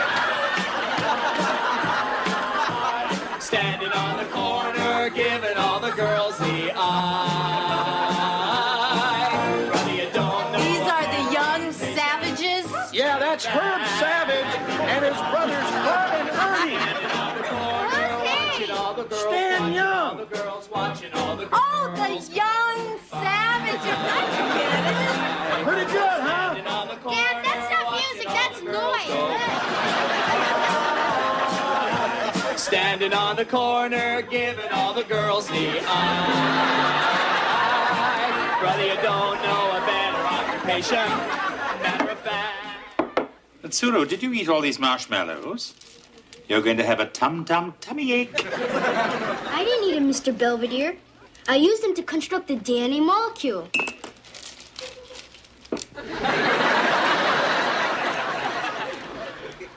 Don't play with your food. Well, I guess we better get back to that algebra problem. I already finished it. You did? Sure. All you gotta do is multiply each side by 1 over x, see? You know, Wesley, I've never seen anyone as good at math as you are, and I've been around. Yo, this comes easy for me. Do you think you could help me find the variable in my equation? Gee, I don't know, Beth. You learn more when you do it yourself. But it's more fun when you do it together. Oops, there goes another rubber tree. Oops, there goes another rubber tree. Oops, there goes another rubber tree. Kerplop. Woo! We were really cooking there, eh, Kev? Yeah. Something the matter, bud? I thought I was supposed to do the kerplop this time. I'm sorry. I forgot. You always forget. Okay, let's take it one more time from the top. And Kev, let's watch the tempo, okay? Yeah, I was just trying to move things along. Well, Kevin, this is music, not a race. 1. Just what makes that little ant think he can move that rubber tree plant? Anyone knows an ant can't move a rubber tree plant 'cause he's got high hopes. He's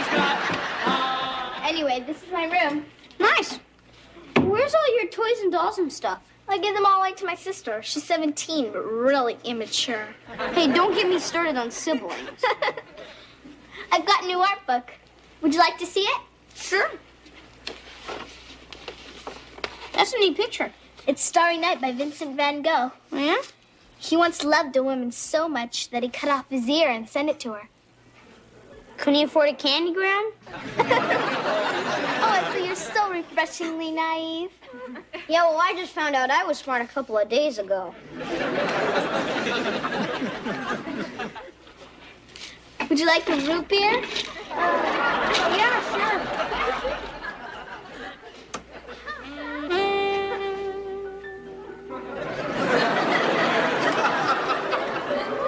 Isn't the music romantic? Look, we'd better go downstairs and wait for the other guys. Well, I forgot to tell you. They're not coming. They aren't. My mom's away at her yoga class. It's just you and me. There are people who know I've come here. Wesley. I'll see you later, Wesley.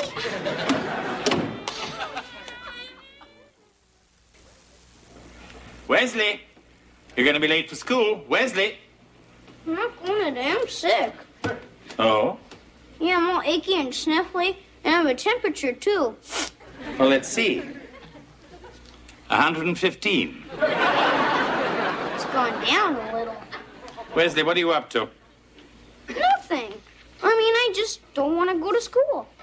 Why? What have you done? And can they prove it? It's not me, it's Beth. Who? She got me in her bedroom, and then she gave me root beer, and then she started playing mushy music, and then she tried to take advantage of me. Hey, Wes, man, you better hop to it. You're going to be late for school. I'm not going. Why, what's wrong, honey? Well, it seems that Wesley's having a little trouble with one of his classmates. What's the problem, pal?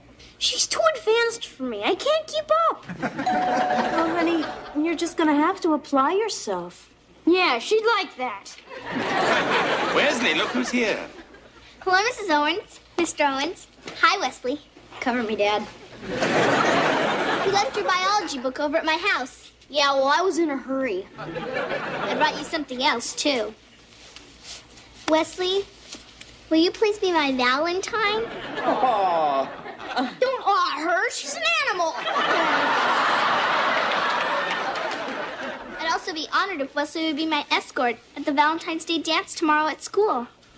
Hey, buddy, you never told us about any dance. What's the difference? I'm not going. I mean, I can't, because I gotta stay here and help Mr. Belvedere clean the garbage cans. That's all right, Wesley. You can do that today. Beth, Wesley will be happy to be your escort tomorrow, won't you, honey? Okay. I'll go. I won't dance. I'm sure we can find something else to do.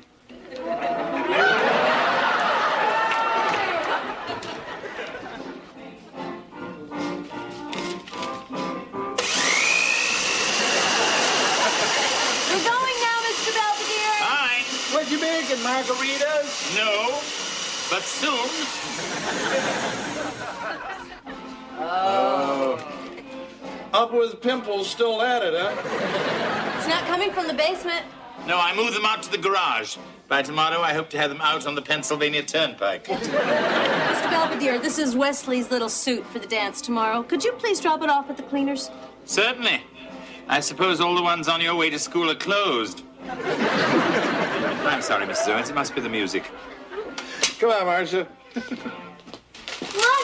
this time he sent me candy and flowers. Ooh. Must be one heck of a guy. Oh, Mr. Belvedere, not knowing is making me nuts. Me too. I wonder if these are liquid centers or assorted.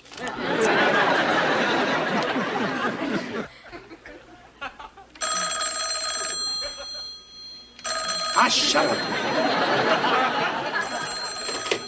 Owens residence. Just one moment. Wesley, the telephone for you. It's Beth. Tell her I donated my body to science and she can't have it. Wesley.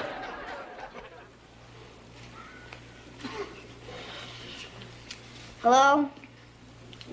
This is he. Yeah, I'm still going. What do you mean you can't wait to get me alone? What for? I don't even know what that means. Would you like a dictionary? What am I gonna do? I can't go to that dance. Wesley, I don't think this Beth is quite as sophisticated as you think she is. Yeah? Perhaps you should call her bluff. Be as brazen as she is. She'll turn tail and run, believe me. Okay, Mr. Belvedere. I'm gonna trust you on this one. Kevin, shouldn't you be out there with the other savages? They want me to yodel. So it's come to that. I didn't want much. I just wanted to be in a real rock band. You know, play a few parties, have a few groupies. Is that too much to ask? It's all I've ever wanted. Look, I've been in this stupid band for 2 weeks already, and I haven't done anything. I mean, it's kind of hard to rock out to Home on the Range. Hey, come on, Kev. We're practicing How Much Is That Doggy in the window. What do you need me for? Somebody's got to bark. That's it. I quit. Oh, no, Kevin, you've got to start somewhere. Besides, perhaps when you've got a gig or two under your belt, you'll start having a lot more fun. Are you kidding? Who's gonna hire a band like us? How much is that doggy in the window? The one with the waggly tail. How much is that doggy in the window? Why do I have to be here? Your brother's band is playing. So the whole family has to suffer?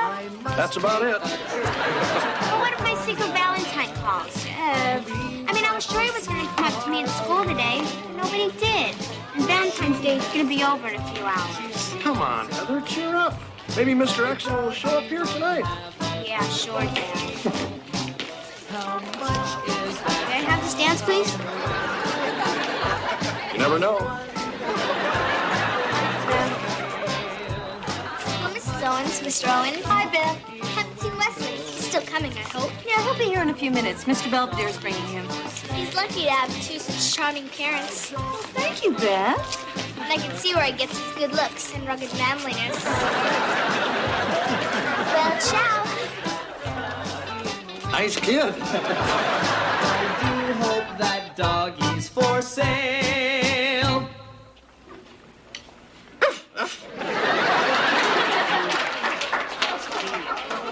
Good evening, Mother. Good evening, Father. Hi, honey. Hey, check out Bo Brummel here. Got your yacht parked outside? Terribly amusing. Quite. Yeah, if you'll excuse me, I feel like mingling.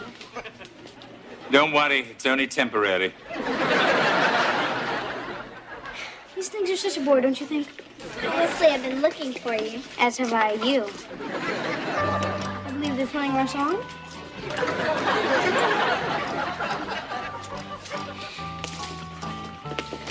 That's real interesting with Cyril. Tell me more about nuclear throwaways.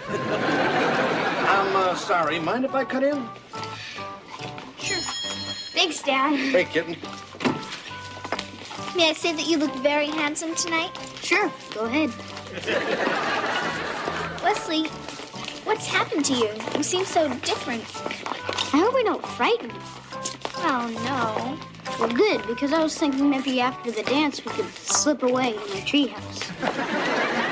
All by ourselves? Sure. It's got a wonderful view. On a clear night, you can see the Toys R Us. So what do you say to that? I say, let's go.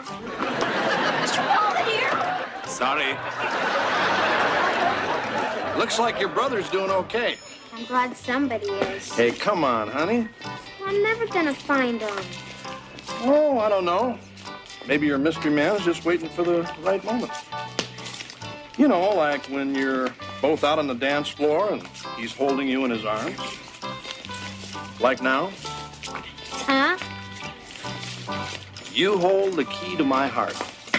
Be my Valentine forever. You mean you're the one that sent me the card and the candy and the beautiful poem? Your old pal. What's the worst thing anybody's ever done to me my entire life? Having fun?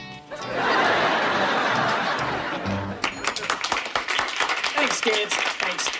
And here's one you grown-ups might remember. It goes a little something like this. You ready, guys? 1.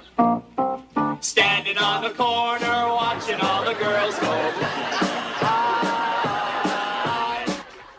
Wesley, I don't understand. I thought you wanted to be alone with me. I changed my mind. Why? Was it something I said? It's everything you say. You scare me. I don't mean to. It's just every time we're together, I feel funny inside. I mean, like when you get car sick? I guess so. And I guess I was hoping you felt the same way. Well, it's any consolation. I do feel a little nauseous. You mean it? Well, look, it's just you're the first boy I ever really liked. And I just wanted to prove it to you in more than words. All right. Go ahead. Get it over with.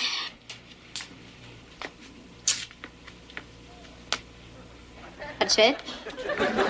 Sure. What else is there? Well, I don't know. There must be something. Wesley, we're only 10. Oh, yeah. I forget sometimes. Standing on the corner, watching all the girls, watching all the girls, watching all the girls go by.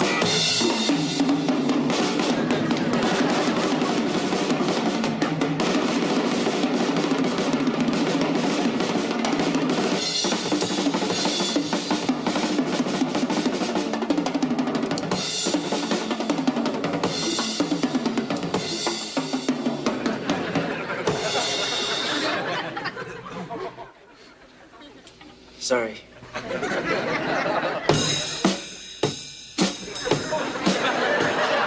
don't know a better occupation. Matter of fact, neither do I. Standing on the corner, watching all the girls, watching all the... Hey, Mr. Belvedere. Wesley, I thought you were in bed. I was, but there's a piece of pie down here with my name on it. Not anymore. So listen, I just wanted to thank you for helping me with Beth. You know, giving me that advice. Wesley, my advice was terrible. So what? Things worked out okay anyway. They usually do. And it's okay you ate my pie. I'll just have a piece of Heather's candy. Not your night, is it?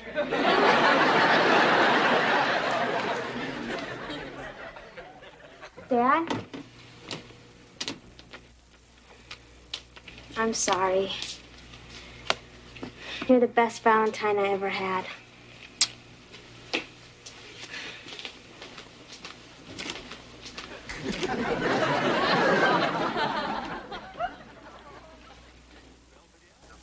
If I may permit myself a few Valentine's Day thoughts.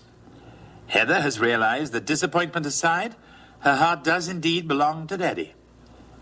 Kevin has been notified that the young savages will henceforth be playing to the beat of a different drummer. As for Wesley, I can only hope that his first kiss was as memorable as mine. So long ago. Maggie, you vixen.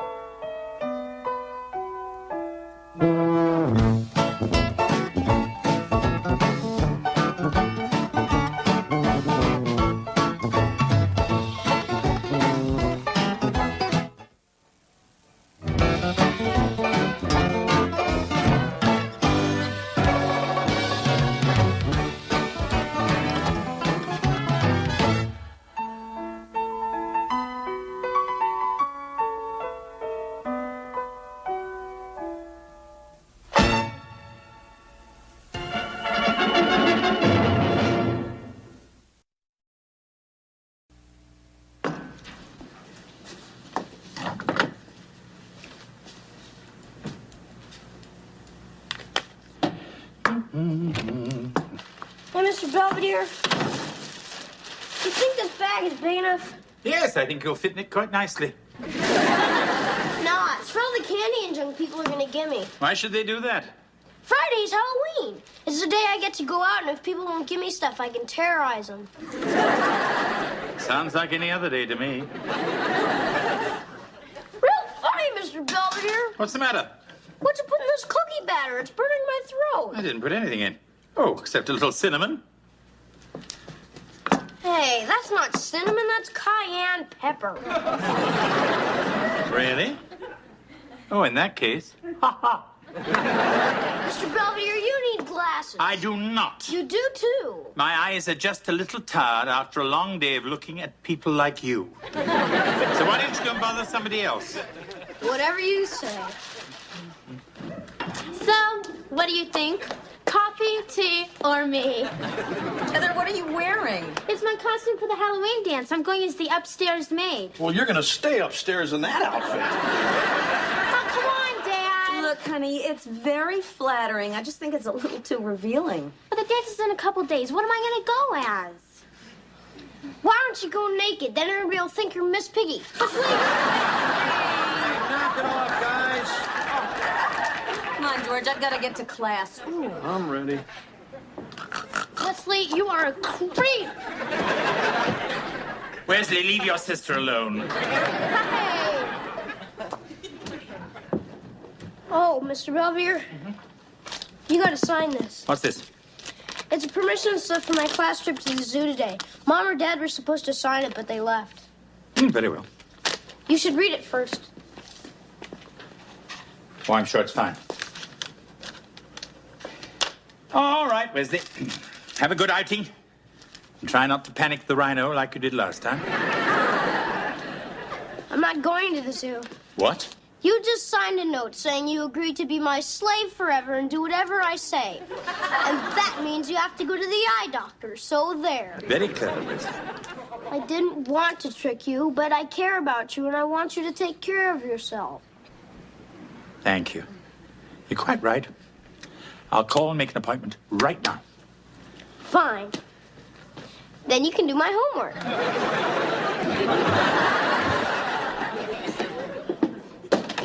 Hi, I'm Bert Hammond. This is my associate, Carl Putnam. We represent the Happy Guys of Pittsburgh. Helping others happily. That's our motto. Oh, yeah, I remember. You gave my dad that award last year. I'm his daughter, Heather. Most likely a hormonal problem. Anyway, my dad's not here right now. Oh, well, that's okay, Dublin. Just make sure he gets this. Sure. I'm sure he'll be very excited. I know we are. Bye. Bye.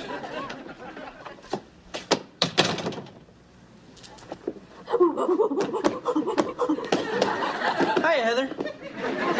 So what do you think? So is this what you're gonna wear when you take Wes out trick-or-treating? Well, I was going to wear it to the dance, but I think it's a little too sweaty. What dance? The dance at school. You mean the one at my school? I go there too now. Yeah, I've seen you. So what's your problem? Nothing, it's just the guy doesn't need his little sister tagging along when he's trying to make some very important moves. Oh, you mean like last week in the cafeteria when you spilled spaghetti down Mary Esposito's dress? That just shows how much you know. It was lasagna. Hi, kids. Hi. You got something from the Happy Guys. Thanks, Cheetah. Mr. Belvedere back from the eye doctor yet? I haven't seen him. Hey, Marcia, how'd you like to be married to a third-grade Yahoo? Well, I thought I already was, dear. It's from the Happy Guys. They want to make me an official member. Oh, isn't that nice, honey? You know, they do such good work in the community. Yeah, they're a good bunch of guys. Here, initiation ceremony, Friday, October 31st, 8 o'clock. Weird having it on Halloween. What'd the doctor say? He says I need reading glasses. When are you going to get them? After the operation. Operation? What operation? I have a cataract. Huh? The lens of my eye has clouded over and it needs to be replaced. Yeah. Oh, it's a very simple and safe procedure. And once it's done, I'll be able to see better than ever. Well, that's great. So when do you go under the knife? Well, since you put it that way, never.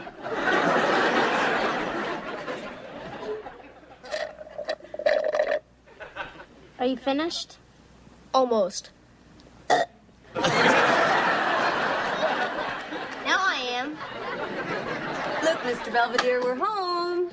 Thank you, Mommy. Hey, guys, look who's back. Up operation go okay? I'm fine. What's the patch for, so your eye won't fall out? No, Wesley, I'm the Hathaway man. I get it. Mr. Belvedere has to wear that until his eye gets stronger. And right now, he's supposed to lie down and rest. No, but I'm going to go and prepare dinner. Hey, you're confined to bed, pal. Anyway, I got KP tonight. I'm making my famous chili and beans. In that case, we'll all be lying down.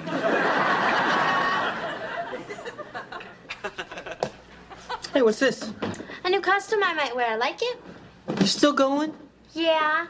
Come on, give me a break, will ya? It's my last year of high school. Can't you let me enjoy it? Yeah, well, it's my first and I'm going. Okay.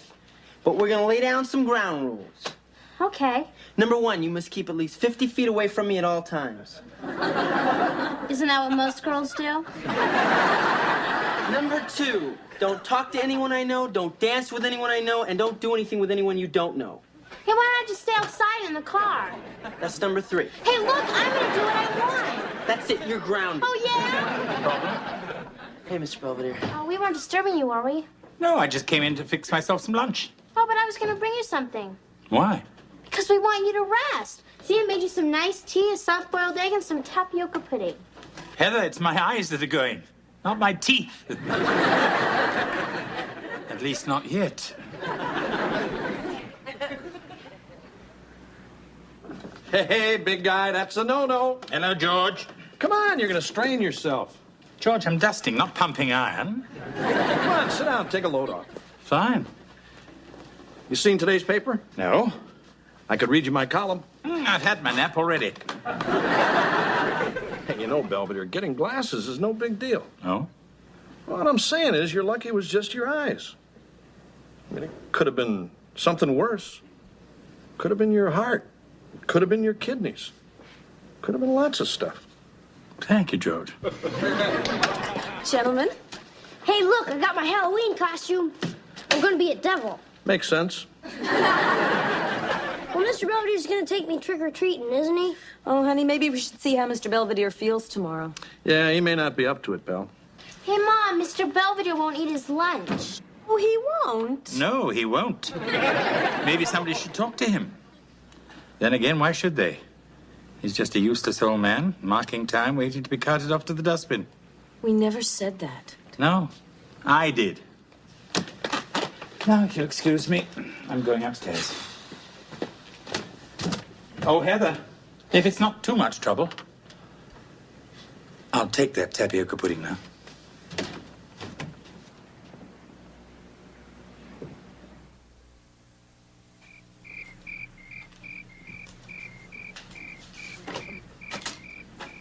Hey, Mr. Belvedere. Kevin, It's getting kind of chilly out here. tell your family I'm suitably covered. You know, everyone's kind of worried about you. Kevin, I don't want to sound rude, but I'd like to be left alone. Hey, every time I'm brooding about something, you always barge in on me. That's true. So listen, if it's any consolation, I think I know what you're going through. You do? I mean, way back when I was 7, I had my tonsils out. I thought it was all over. I'd never be able to swallow again. But time went by, and before I knew it, I was eating potato chips, pretzels. It was like the whole thing never happened. Good God, is that the kind of drivel I tell you? Yeah. Look, Kevin, it's not the eye per se. It's what it represents. What do you mean? Well, it's simply that it's the first part of my body that's ever really given out on me. You're kidding. I mean, I just never knew that. But what's the difference? I mean, you got it fixed. Certainly. If something else goes, perhaps I can get that fixed too. But eventually, you spring more leaks than they can plug.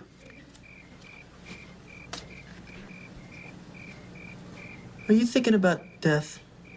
No, I was thinking about dinner. But thanks for bringing it up.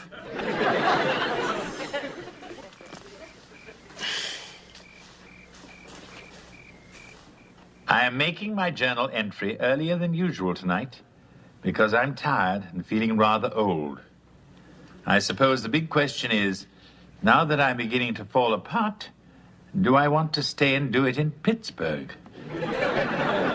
Tibet is always nice this time of year. I wonder if the monks are still brewing that Himalayan joy juice. I need something to rejuvenate my spirit, if not my body. Come in. Hey, Mr. Belvedere. Wesley? Mom said I could have a Halloween party tomorrow if it's okay with you. Fine. Thanks. I suppose I'll be here till then. I'm ready. Hey, you look great. Oh, thank you. What's that? It's the Happy Guy's credo. I'm supposed to memorize it. Let's see, a happy guy is faithful to his family, dedicated to his community, loyal to his country, and surrenders his being to the power of mighty Abaddon. I'm having a tough time remembering that part. Heather, come on. Hurry up, or I'm going to leave without you. Hey, check out Sir Galahad. Oh, Kevin, you look so chivalrous. So listen, Kev, if you save some fair maidens, save a couple for me, huh? Have a good time. Bye. Are they gone? Yeah. Let's go. Hey, wait up. Great party. So you want to do something else or you bob for apples? Real funny. What are you supposed to be again? A bureaucrat. Everyone ready for some more candy corn? We've already got 4 bowls of it. Oh. What happened to everyone? They all got bored and left. Fine. Then I'll be upstairs. What's the matter, Mr. Belvedere? You didn't make any good stuff to eat. You wouldn't play games. You didn't even say anything snotty to Miles, and now he thinks you don't like him. Sorry. Let's go trick-or-treating. No. Come on, it'll be fun. Oh, yes. I'm sure it'll be lots of fun walking about in the cool night air, watching you get cavities door to door. I knew you'd change your mind. I'll go get your coat. Are you coming too, Metal Mouth? Thanks! So anyway, by the time Stargell got out of the locker, the bus had already left. Well, Carl, here's a sight that really warms my heart. What's that, Bert? A new happy guy with his new happy gal. Yeah. He hasn't been through the initiation ceremony yet. Hey, speaking of which, am I going to have to do anything up there? Oh, no, don't worry. You just have to get up, repeat a lot of mumbo-jumbo, and then you're one of the guys. Only hurts for a minute. There you are. I've been looking all over for you. Oh, I'm sorry, honey, but Carl and I had some important happy guy business. Oh, I swear these two spend so much time together you'd think they were in love or something. Wilmerding, this is George and Marcia Owens, my wife, Wilmerding. Hi. George is going to be one of us soon. Oh, that's wonderful. And you know, dear, we ladies have a Happy Gals Auxiliary. We meet 1 day a week. I think I'm busy that day. I'm afraid you'll have to excuse us now. Everybody, it's time to get ready for the ceremony. Sure, guys. That's right. Why don't you two sit right here? Just make yourself comfortable, and things will start happening in 2 snaps of a rat's neck. George, are you sure you really fit in here? I mean... Oh, come on, Marge, they're okay. A little corny, maybe, but I kind of get a kick out of it.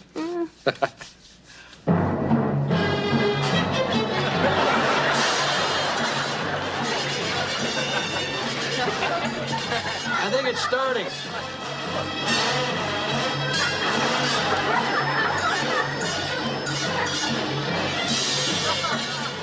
Come on, Mr. Belvedere, just one more block. One more block and we'll be in New Jersey. This is absolutely the last house. Boy, hardly anybody's come to the door tonight. That's your fault. You look like an insurance salesman.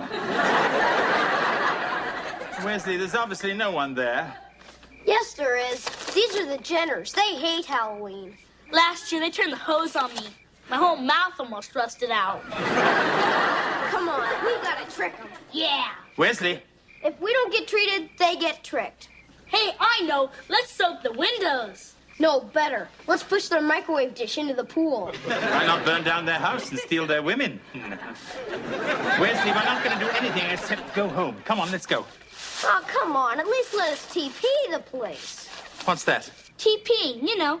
Take a roll of toilet paper, throw it up into the trees and stuff. Looks real neat. Nobody gets hurt. Well, it's a pity we don't have any. Mr. Belvedere. No, Wesley. Oh, come on, Mr. Belvedere. What about all those pranks you said you did when you went to school at Eton? Like putting tadpoles in the headmaster's tea. That was different. Yeah, it was different because you still knew how to have fun before you started feeling sorry for yourself and turned into an old poop. What did you call me? An old poop. Something wrong with your ears, too? Give me that. I would have preferred pastels.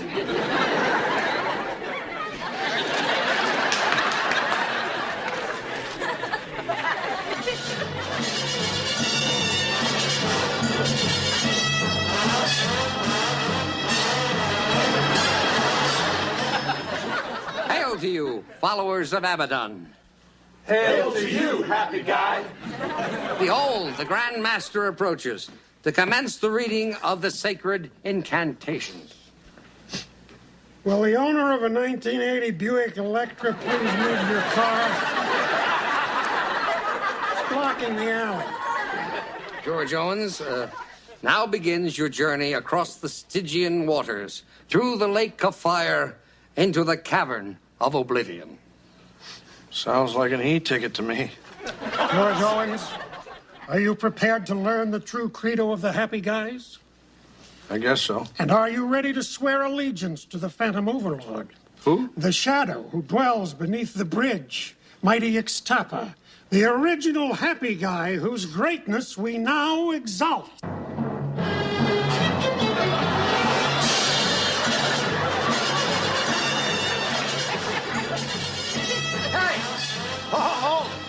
All that? Hey, you want to cut the music? Hey, look. All this mumbo-jumbo stuff, this swearing allegiance to some guy under a bridge stuff. You guys are kidding, right?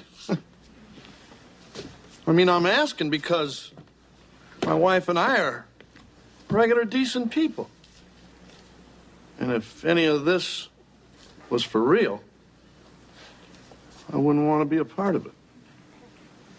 So you guys are kidding, right? Okay.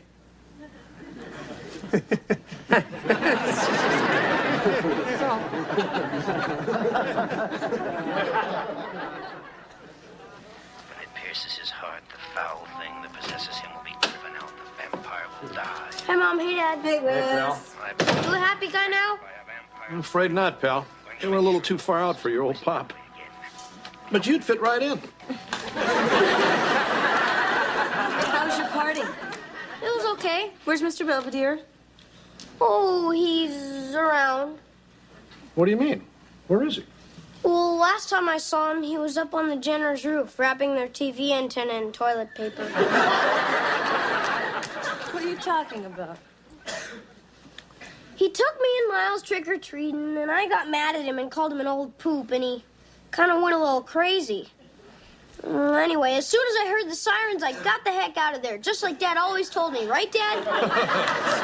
Good thinking, buddy.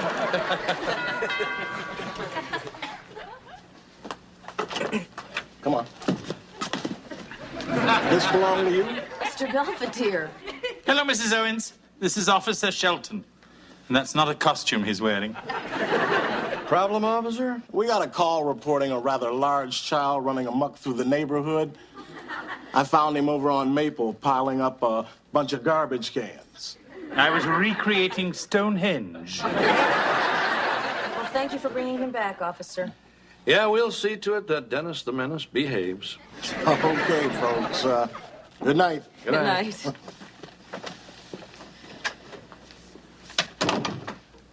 Like that?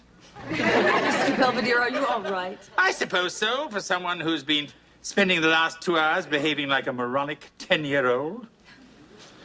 I'm sorry, Mr. Belvedere. I guess this is all my fault. Yes, it was. And in case I forgot to say it, thank you. I'm back. Heather, is that you? Uh-huh. What are you doing in your brother's armor? Well, it was my first real dance, and I wanted to look sexy, so I wore that outfit you didn't want me to wear. Oh, Heather. But when I got there, all these seniors wouldn't leave me alone, so I made Kevin give me his costume. So what's he wearing? Remember, you owe me one.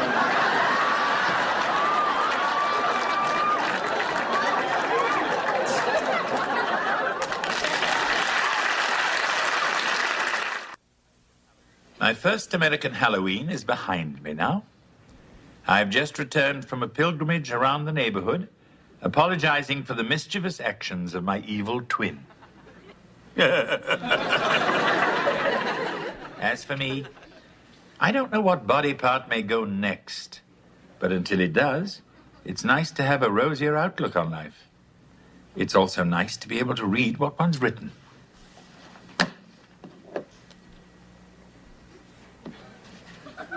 Oh, this is good.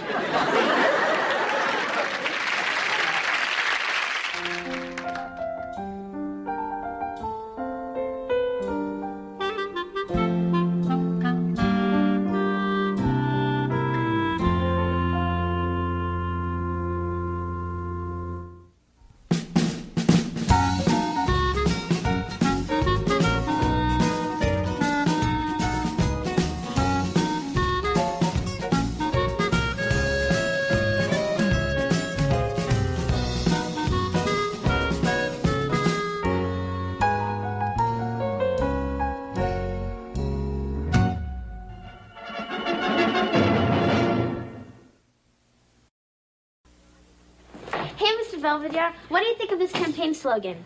You're in good hands with Heather. What are you running for? Class chiropractor? No, treasurer. Oh, and then I think your slogan should reflect what you'll do as treasurer. Right. What will I do? Well, I assume that you'll supervise the collection of class dues and exercise pecuniary guidance over their allocation. Oh, well, then how's this slogan? Heather gives great pecuniary guidance. Much better. Hey, Heather. Hey, Ange. Hello, Mr. Wait, Angela. Before you say my name, think. Think about what, Mr. Bilgewater? Never mind. Heather, I came to ask you a favor. Will you be my campaign manager? Ooh, what are you running for? Class treasurer. But that's what I'm running for. Great, we can run together. Angela, it doesn't work like that. Oh. So maybe only one of us should run. Which one? Oh, I don't know. Whoever has the best chance to win. Mr. Belvedere, who would you vote for? Her or me? Who else is running? Mom, you still want this? Honey, that's my mink. Yeah, can I sell it? No. Well, you don't need it. You're always saying how Dad never takes you anywhere. What's the scam, Wes? It's for my school auction. We gotta raise money to help the hungry. Well, you could donate a batch of my homemade fudge. Oh, they're not that hungry. Well, we gotta come up with something. Howie Huffnagel's bringing in a color TV, and Tommy Greenberg's dad is giving away a free gynecology exam. I don't know. What do we have around here that we could give away?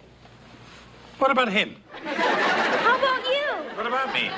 We could auction you off. You know, you could be somebody's butler for a day. Wesley, I don't think I like the idea of being put on a block like a prize steer. You probably wouldn't get much for him anyway, Wes. Unless you sell him by the pound. Heather, you better get ready for the auction. Oh, we're gonna stay here and work on our campaign posters. Yeah, even though we're running for the same office, we're still gonna help each other. Oh, that's very magnanimous, Angela. Sorry. Come on, Angela, we got a lot of work to do. Come on, Mr. Belvedere, we're gonna be late. I'm coming.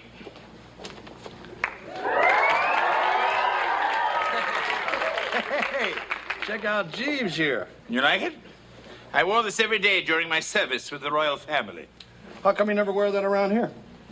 Be serious. I think you look very nice. Yeah, I bet Dad'll get a bundle for you. What do you mean? Didn't Wes tell you? I'm the auctioneer. Yeah, my teacher asked him because in Pittsburgh he's almost a celebrity. In that case, I'm almost impressed. Going once, going twice. Sold to the man in the blue blazer for $15. You can call Dr. Greenberg for your appointment. Have fun. Our next item, a limited edition on crushed velvet, was donated by the Steeltown Inn just before it was closed down for prostitution. Do I hear an opening bid? $10. Okay, do I hear 15? Now we're cooking 20. Did I mention the horns light up? 20, 25. All right, going once, going twice.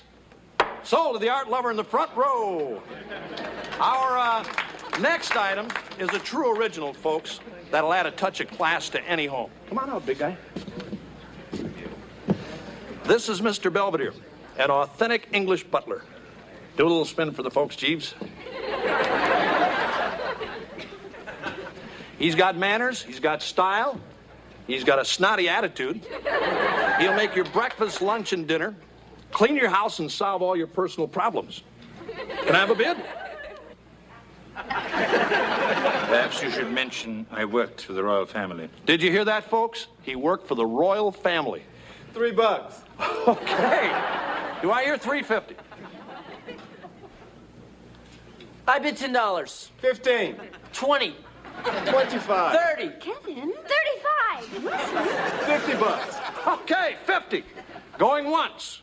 Going twice. I bid $500. Huh? I said $500. Okay. Going once. Going twice. Congratulations, ma'am. You have yourself a butler.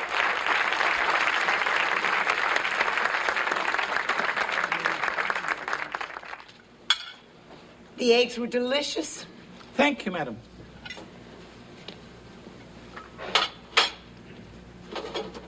May I freshen your tea? Thank you.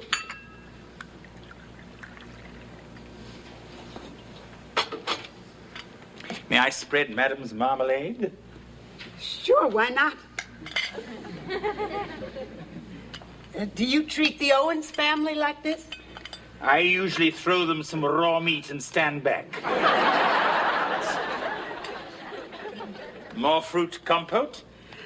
It's all so wonderful. Why don't you sit down and join me? Oh, I'm afraid I couldn't. It wouldn't be proper. Oh, would it be proper if we chit-chat? Well, perhaps I could bend the rules.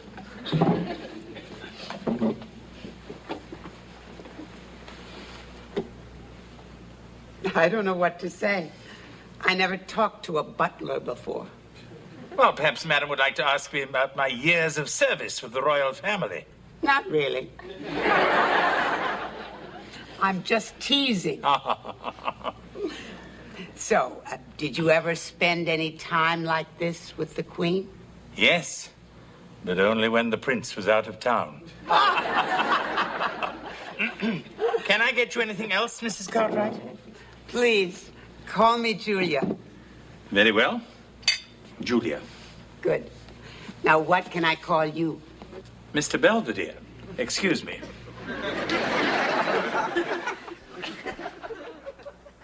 Done. Vote for Angela. Well, that's it? Well, what's your say? Vote for Heather. She's real together. Well, I couldn't think of anything that rhymed with Angela. Except maybe tangerine. Look, Angela, why don't you rhyme something besides your name? Like what? Oh, I don't know. Angela in charge of your money. Hey, that's really funny. Ooh, that's good. What do you mean it's really funny? What's so funny about it? Look, Angela, I'm just trying to help you get some votes. I mean, hardly anybody knows who you are. Oh, excuse me, Miss Popularity. Let's face it, Angela, you're the underdog. And she should know. She's a real dog. I'm getting a soda. No, thank you. Maybe she's right. Maybe I am a loser. Hey, if you want to beat Heather, all you gotta do is dig up some dirt. How am I going to do that? Hi, honey. Hey, Marsh, what you doing? I'm just trying to figure out dinner. Now, what sounds better? Chicken croquettes with raspberry sauce or Portuguese meatloaf? Gee, honey, they both sound so good. Why don't we just order a pizza? I'm just thinking of you. You probably got a lot of studying to do. For once, I'm all caught up. Great. Would you like another slice? No, thank you. But it was delicious. I certainly have enjoyed our day together. Yes, it's been a pleasure serving you. Now, is there anything else before I leave? Can I buy another hour? I'm not that kind of butler. No, I'm serious. Would you consider making this a permanent arrangement? I'm very flattered, but I'm afraid not. I'll give you twice what the Owens are paying you. That would almost be minimum wage. You wouldn't have to do much. Julia, that's very generous of you, but no. All right. But would you at least join me for a little farewell toast? I have some very nice sherry. Certainly.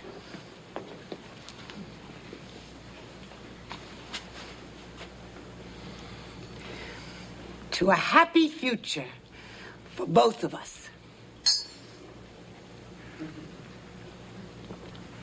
You like it? It's very smooth. And potent, too. Well, I must be on my way. This does go to your head very quickly, doesn't it? Maybe you ought to sit down. I don't know why I feel so lightheaded. It's probably the sedative taking effect. What? I slipped you a Mickey. I hope you don't mind.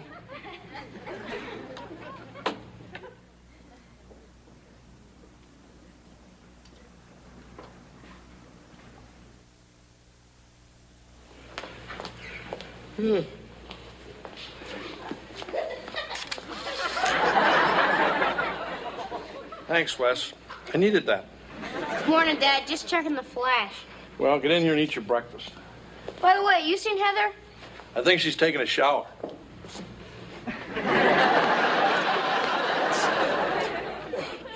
Honey, are you okay? You tossed and turned all night. Oh, I had this horrible nightmare that something was chasing me. Ooh. Probably a Portuguese meatloaf. Was it chasing you, too? Hey, where's Belvedere? Isn't he upstairs? No, I thought he'd be down here. No. Gee, I wonder where he could be. Hey, maybe he got lucky. Good morning. Rise and shine. I don't think that's possible. I'm sorry, but that's the only way I could keep you here. Julia, what do you want of me? Just some company. The ropes aren't too tight, are they? No, they're just the way I like them. Aren't we grumpy? Look, Mrs. Cartwright. Julia. Look, Julia, pardon my curiosity, but how long are you going to keep me like this? Not long. Just until you feel at home. And when I feel at home, I can leave? Why would you want to? Well, look, Julia, I'll have to be untied for a little while. I need to get cleaned up. Oh, no problem.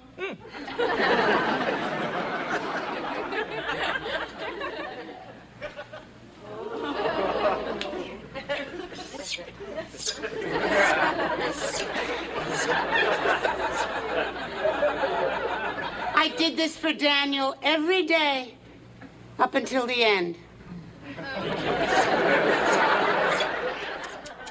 Look at this. Another hostage taken in the Middle East. What's the world coming to?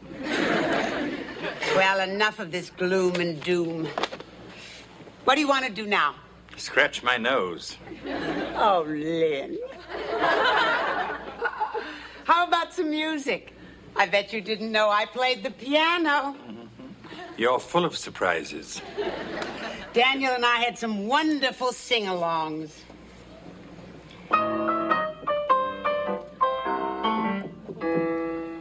You can take the moon, gather up the stars, and the robins that sing merrily. Put them in a box, tie them with a ribbon, and throw them in the deep blue sea. Sing along, Lynn. La da da da dum, da da.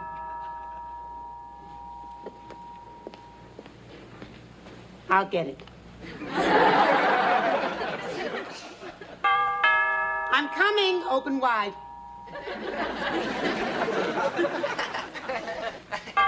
I'm coming. Oh, Mr. Owens, what can I do for you? We haven't heard from Belvedere. We thought you might know where he is.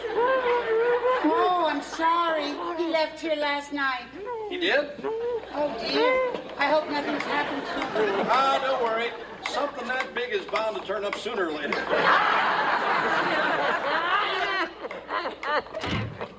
Now, where were we? Now, if you don't know the words, Lynn, hum along. You can take the moon, gather up the stars, and the rock. Wesley, I'm gonna kill you. What's the matter? What happened? Wesley took a picture of me getting out of the shower, and Angela stuck it all over the cafeteria. The naked truth about Heather Owens. Vote Angela for treasurer. It's a funny place for a mole. You are in big trouble, young man. I'm back. What happened? Belvedere's not over at Mrs. Cartwright's. Does she know where he is? Nope, she said he split last night. I wonder where he could be. I bet she did something to him. Wes. She's a real weirdo. Nobody ever goes to her house. We're even afraid to vandalize it on Halloween. Maybe we should drive around the neighborhood, see if he's at any of his favorite hangouts.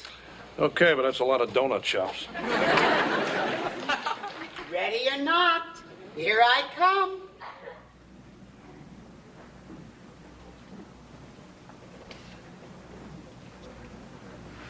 How do I look? Lovely. Pardon me for not standing. I made your favorite for dinner, baked Virginia ham with raisin sauce. That's not my favorite. Oh, it will be. Now, all we need is something from the wine cellar. Do you have a request? Anything but sherry. Oh.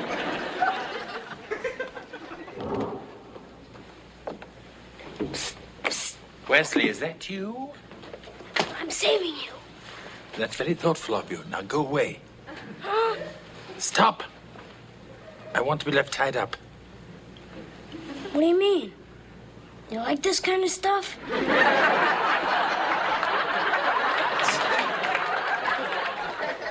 I'll explain later. Now go home. I can't. I got grounded for taking dirty pictures of Heather. I had to sneak out. If I show up without you, I'll really be in trouble. You'll be in worse trouble if you don't go. Now scat. Boy, try and rescue someone. I hope you like Bordeaux. Mm-hmm. Now, how about some atmosphere?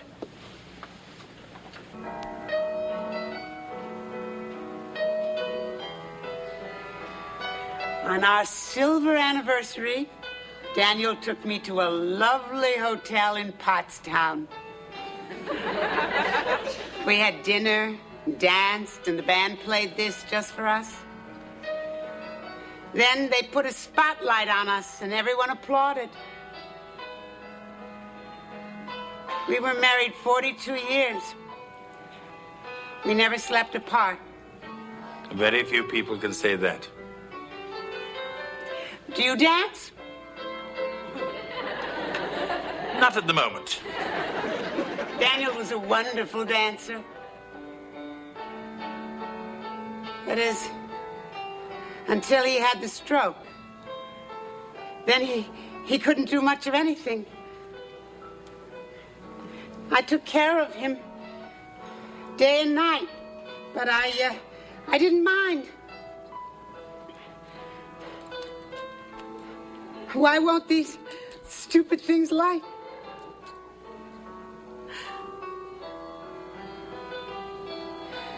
Oh, God, what am I doing?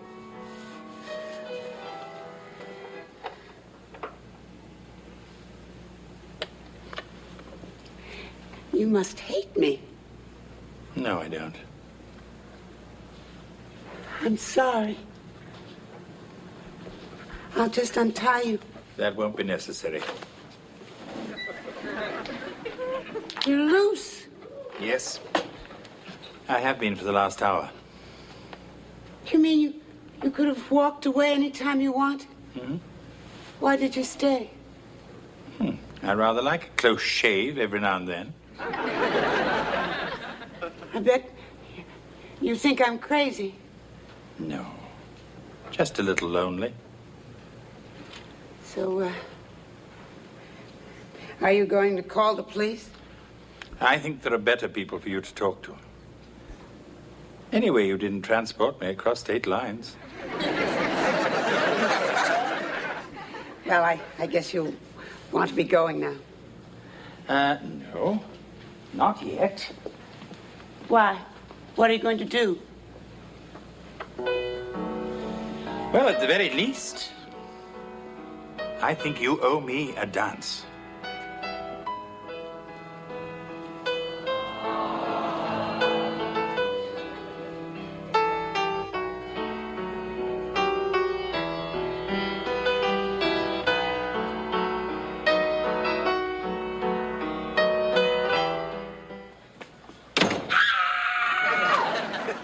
Nice day at school? They were having a debate in assembly, and for no reason at all, Angela attacked me. No reason? All I did was call her a dumb bimbo. For Angela, that's almost a compliment. Yeah, well, she called me a magnanimous moron. Anyway, we both got disqualified. Hello, Mr. Belmont. Would you please tell Heather I'm returning her junk? I don't want it around anymore. Well, it's about time you brought that stuff back, you moocher. Well, here.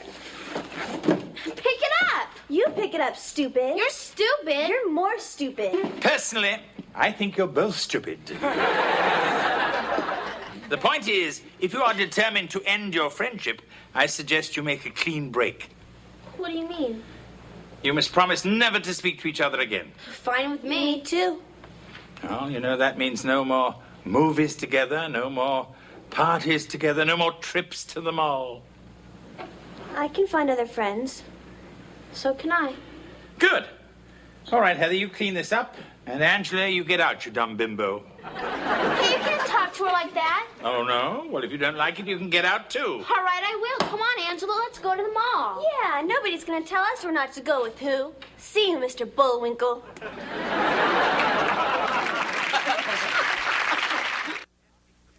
After testing the political waters and nearly drowning, Angela and Heather are inseparable once again. One bright note, however, neither is speaking to me.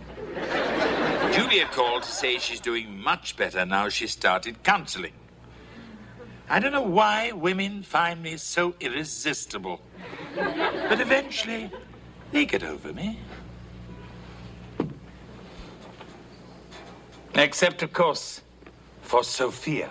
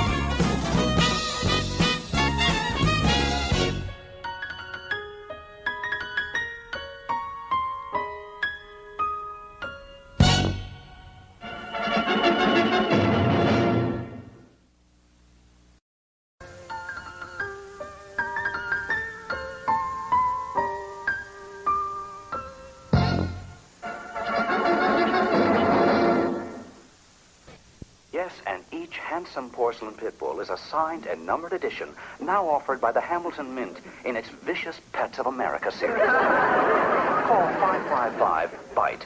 That's 555-BITE. Operators are standing by. I think I'm gonna get that. You sure it won't scare the glass poodles? I've got to do something to get my mind off this stupid bar exam. Hey, look, you studied real hard, and I know you passed it. Right.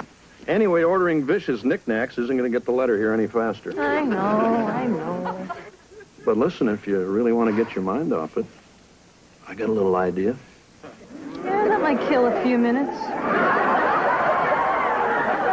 Come on, Mr. Belvedere. You can't eat the last cupcake. It's not fair. All's fair in loving junk food, so buzz off. Mr. Belvedere eats all the good stuff, and I never get anything. Nonsense, Wesley. I left you an unopened carton of prune yogurt. Did you guys hear something? Maybe it's the mailman. Hey, Marcia, take it easy. Hey, Mom, look who we ran into. Oh, my God. It's the mail. Is there anything for me? Yeah, and it looks pretty official. You are due for a checkup and cleaning. Dr. Mendelbaum. Very funny. Oh, then there's this one from the State Bar Association, but it's addressed to a Ms. Marcia Cameron. That's it. What are you calling yourself that for? It's her maiden name. I think it's very feminist. I think your mother would like to see that. Oh, what an interesting stamp. Thank you.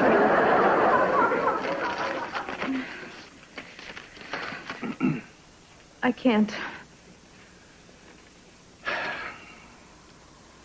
The Board of Bar Examiners is pleased to inform you that you have passed the July 1987 bar examination.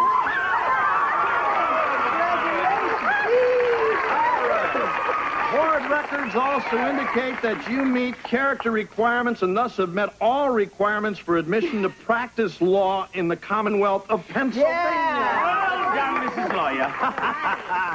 Well, I don't know what to say, except I could never have done it without you behind me, and I love you guys. So we're going to go out and celebrate? Yes, in anticipation of this moment, I cleverly neglected to prepare dinner. Great. Let's go out for pizza. My treat. Oh, you too, big guy. Now that we're a two-income family, I think we can afford it.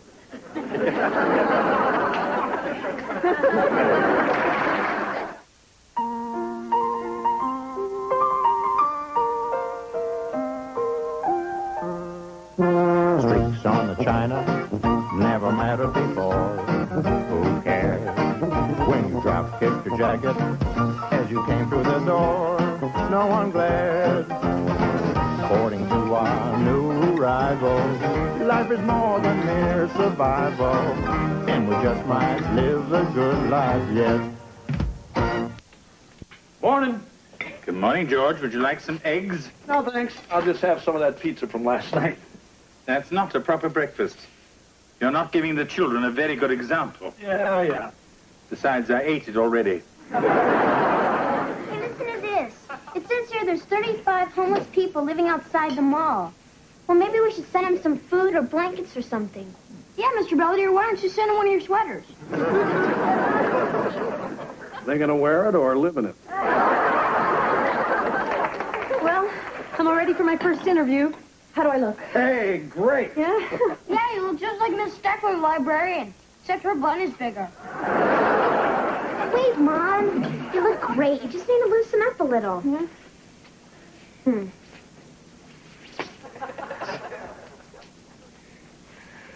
There. Thanks. It's just that Dawson Metcalf and Bach is one of the best firms in the city, and I want to make a good impression. Well, then maybe one more bite. This is it. Wish me luck. Ha! You're gonna knock it dead. Good luck, Mom. And remember, if you get nervous, just take a deep breath and think of England. I've never been to England. Then think of Altoona, but don't take a deep breath. Morning, Kevin. Just in time for breakfast. Oh, no, thanks. I'm late for school. I'm just going to have some of that pizza unless somebody got to it first. Was that supposed to be funny? Another little joke about my weight. Another portly pun. Sorry. Well, let me tell you something. I've had it up to here. Or out to there.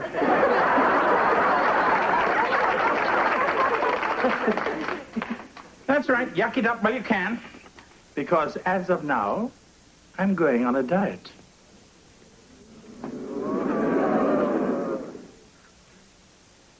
I see here, Ms. Cameron, that you graduated from the University of Pittsburgh.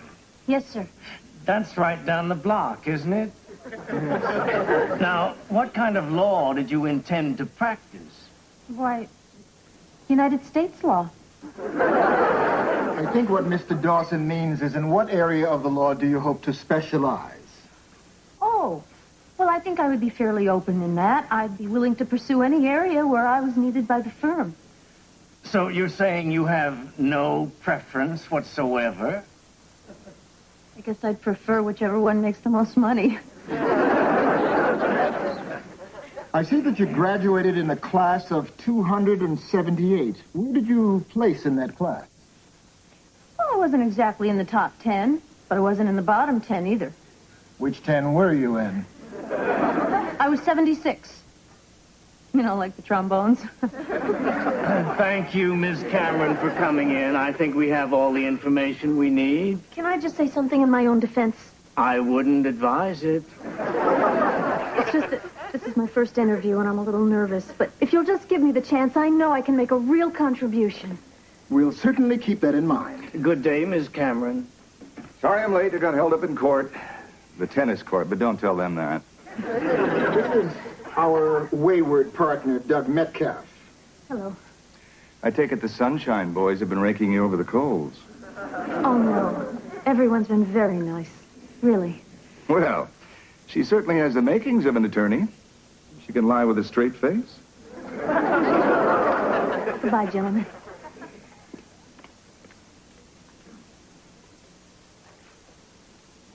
Come on, Dad. Okay, I'm moving. Here. Ha-ha, I jumped you. Here's your milk. It's a lot more fun playing with cookies. Hey, Belvedere, you want next game? We can use ding-dongs. Have your little fun, but I'm sticking to my diet. Hi, guys. Hey, honey. Hey, Mom. Did you get a job yet? Not yet, honey. Come on, Marsh. It's only been a couple of days. No. But every interview is the same thing. If you didn't graduate from Harvard or Yale, they don't even want to talk to you. The only place that's half interested in me is at the mall. And I won't work someplace called Legal Hut. Ms. Cameron, Metcalf, Dawson, and Bach. Hello? Yes, this is Marcia Cameron. Oh, really? Yes, that would be fine. Thank you. Goodbye. We start tomorrow.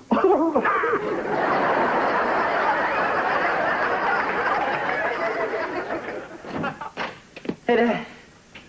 Hey, Kev, how's the road work going? Pretty good. Never knew Mr. Belvedere could run so fast. He almost caught up to the donut a couple of times, but I just kept pedaling faster. Give it to me. It's mine. Hey, that's a pretty snazzy running suit, big guy. Thank you. Yeah, me and Wes picked it out for him. I don't know why, but it got quite a reaction along the jogging trail. Come on, Mr. Belvedere. Time to do your sit-ups. Very well, but I have to get my mineral water first.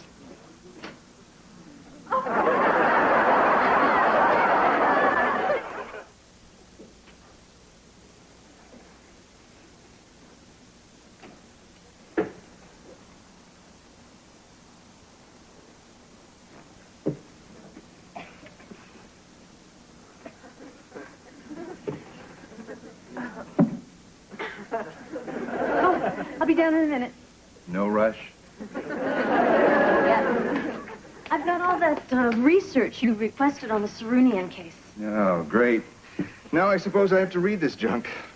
Well, actually, I've already gone through most of it. The pertinent passages are marked with the red paper clips, and I took the liberty of summarizing some of the longer sections for quicker reference. Very impressive. I think you've just won yourself a trip.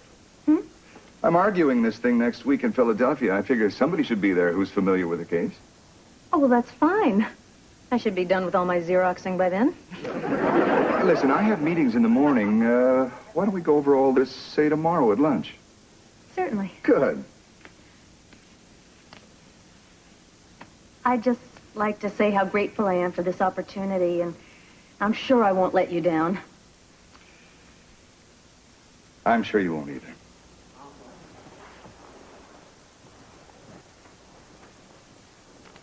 Hi, Miss Belvedere. Hello. Can I have a snack before dinner? Certainly. Yeah, I went to that donut shop on the corner. Went out of business. Yeah, it's the third one since you went on your diet.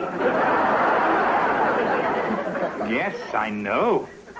I just got a nasty letter from the Small Business Administration. I gotta hand it to you, Mr. Belvedere. You're really sticking to this thing. It's quite easy once you know the trick. Hey, all the food's gone. That's the trick. Anyone for more kelp? I'm still working on my tofu croquettes. Hey, this isn't fair. First you get rid of all the good junk. Now we can't even have a regular dinner. We're having brown rice pudding for dessert. I'm sorry the rest of you have to suffer, but I have found that willpower alone isn't quite enough. We understand, big guy. And it won't kill us to eat healthy for a while. Right, gang? I promise you it's only temporary until I get down to my fighting weight.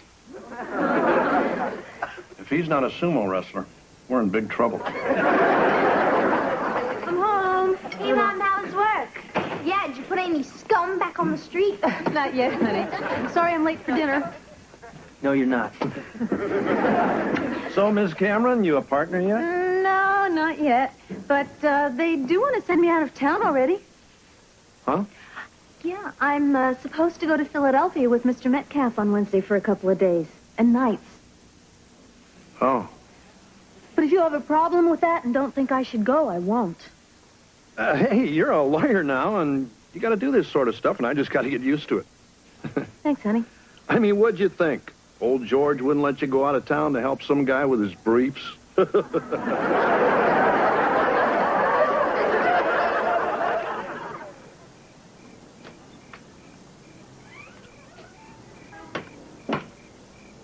Mr. Belvedere, what are you doing?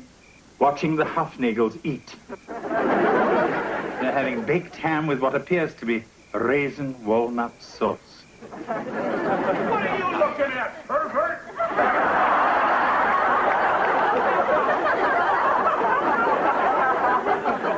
And they were just about to start dessert. Anyway, I just wanted to tell you that I'll be out of town for a few days. Was it the kelp? I'm going to Philadelphia.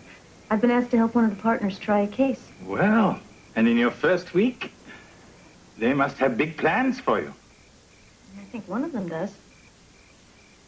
Mr. Belvedere, what would you do if the man you were working for started to make advances? I'd simply say, George, I'm not that kind of housekeeper. I take it someone thinks that Philadelphia could be more than a business trip. Mr. Metcalf, I just don't know how to handle it. Very simple. Just tell him you were hired for your legal expertise and not your bedside manner, and he should remember that. Thanks anyway.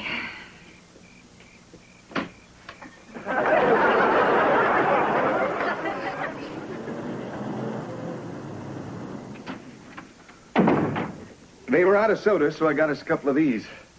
They had beer in the vending machine? No, there were a couple of conventioneers down the hall. No, thanks. You sure? I thought we'd toast your first day in court. I think I better keep a clear head for tomorrow. I didn't do so well today. Hey, you did just fine. Anybody could have tripped the bailiff. I think the judge was too crazy about me either. She's just jealous because you look better in black. Anyway, I dug up Parker versus Fox. I think it'll help us prove negligence. What's this say here? I can't quite make it out. What? This. I can't see it. Then why don't you come over here? Why don't you come over here? Why don't I go over there? service. Since we were working late, I thought I'd order us a little snack. Would you like to open the champagne, sir? No, that's okay. I can take it from here. Thank you, sir.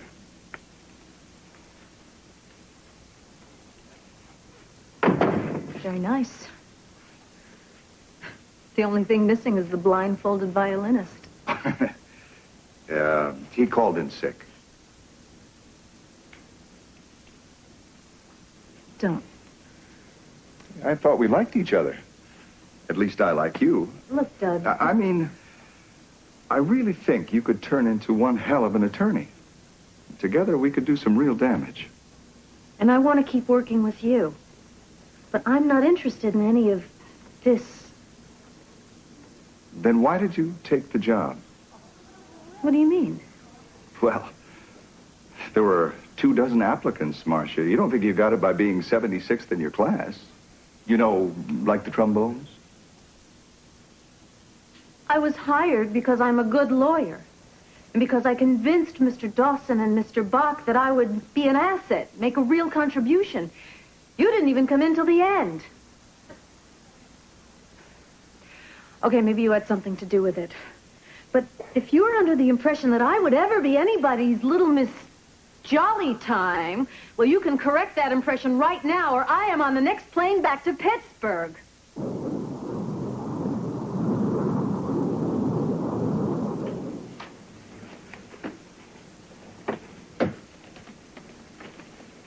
I'm home. Hello, Mrs. Owens. Don't mind me. I'm just sifting through the ashes for weenie remnants. I didn't think you were back until tomorrow. Oh, well, remember that situation we were talking about? Yes?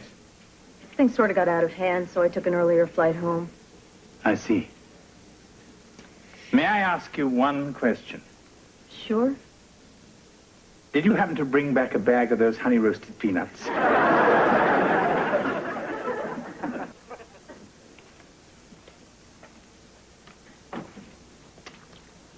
Forget it, Belvedere. They're mine. George, it's me. Hey, what are you doing back? You win the case already? No, but I lost my job. Huh? What happened? Well, I'll tell you that you have to promise not to get upset. Okay, I promise. You won't try to take revenge? Okay. Remember that joke you made about helping Mr. Metcalf with his briefs?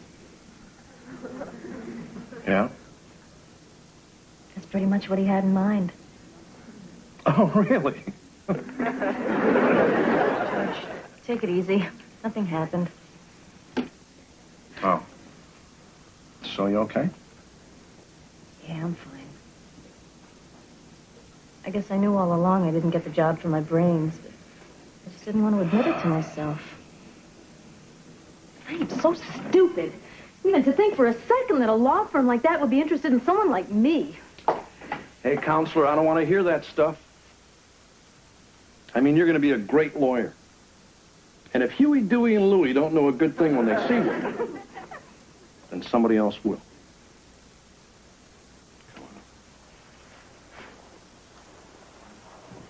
Okay, I'm ready for work. Hey, you look real nice in your blazer, Mom. Yeah, and if things don't work out at the legal hut, you could always sell houses. Okay, the car's all warmed up. Everybody ready? What's going on? Well, it's your first day at work. We all want to go to the mall with you. Oh, that's very sweet, but you don't have to. We do if we want something to eat. Breakfast, everyone. We're having curds and low-cal whey. Yeah, save it for little Miss Muffet. We're going out for pancakes. Yeah, we're through with eating this slop. Well, what about me? I haven't lost enough weight yet. Yeah, well, we have. I lost 10 pounds. I lost 15. Yeah, if this keeps up, I'm going to have to start wearing suspenders. I didn't realize. Anyway, what's the big deal about being a few pounds overweight? Yeah, Mr. Belvedere, we like you just the way you are. Yeah. Then why do you make all those jokes? Because we like those, too. So, come on, Belvedere, why don't you forget the diet and give us all a break? All right, but I'm only doing it for the sake of the children. Well, what are we waiting for? Let's hit those pancakes. Maybe we better call ahead and make sure they got enough batter.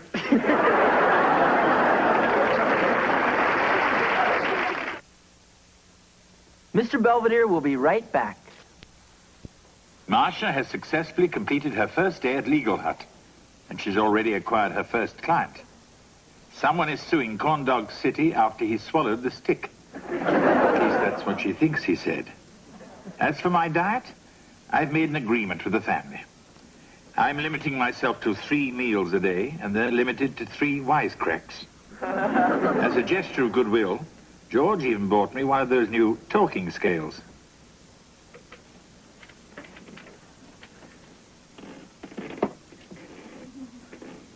Your weight is 173 pounds.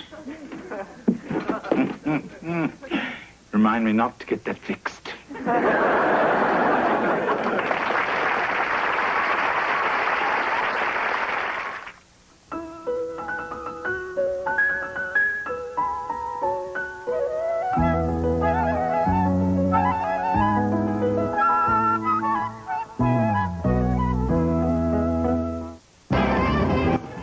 Tonight at 6:30, Mallory's plan to join a sorority backfires on Family Ties. Then at 7, Hawkeye and the troops open their hearts and tents to Korean orphans on NASH. Now, Janet tells her visiting mom that she and Jack are married. Three's Company, next on Fox 11.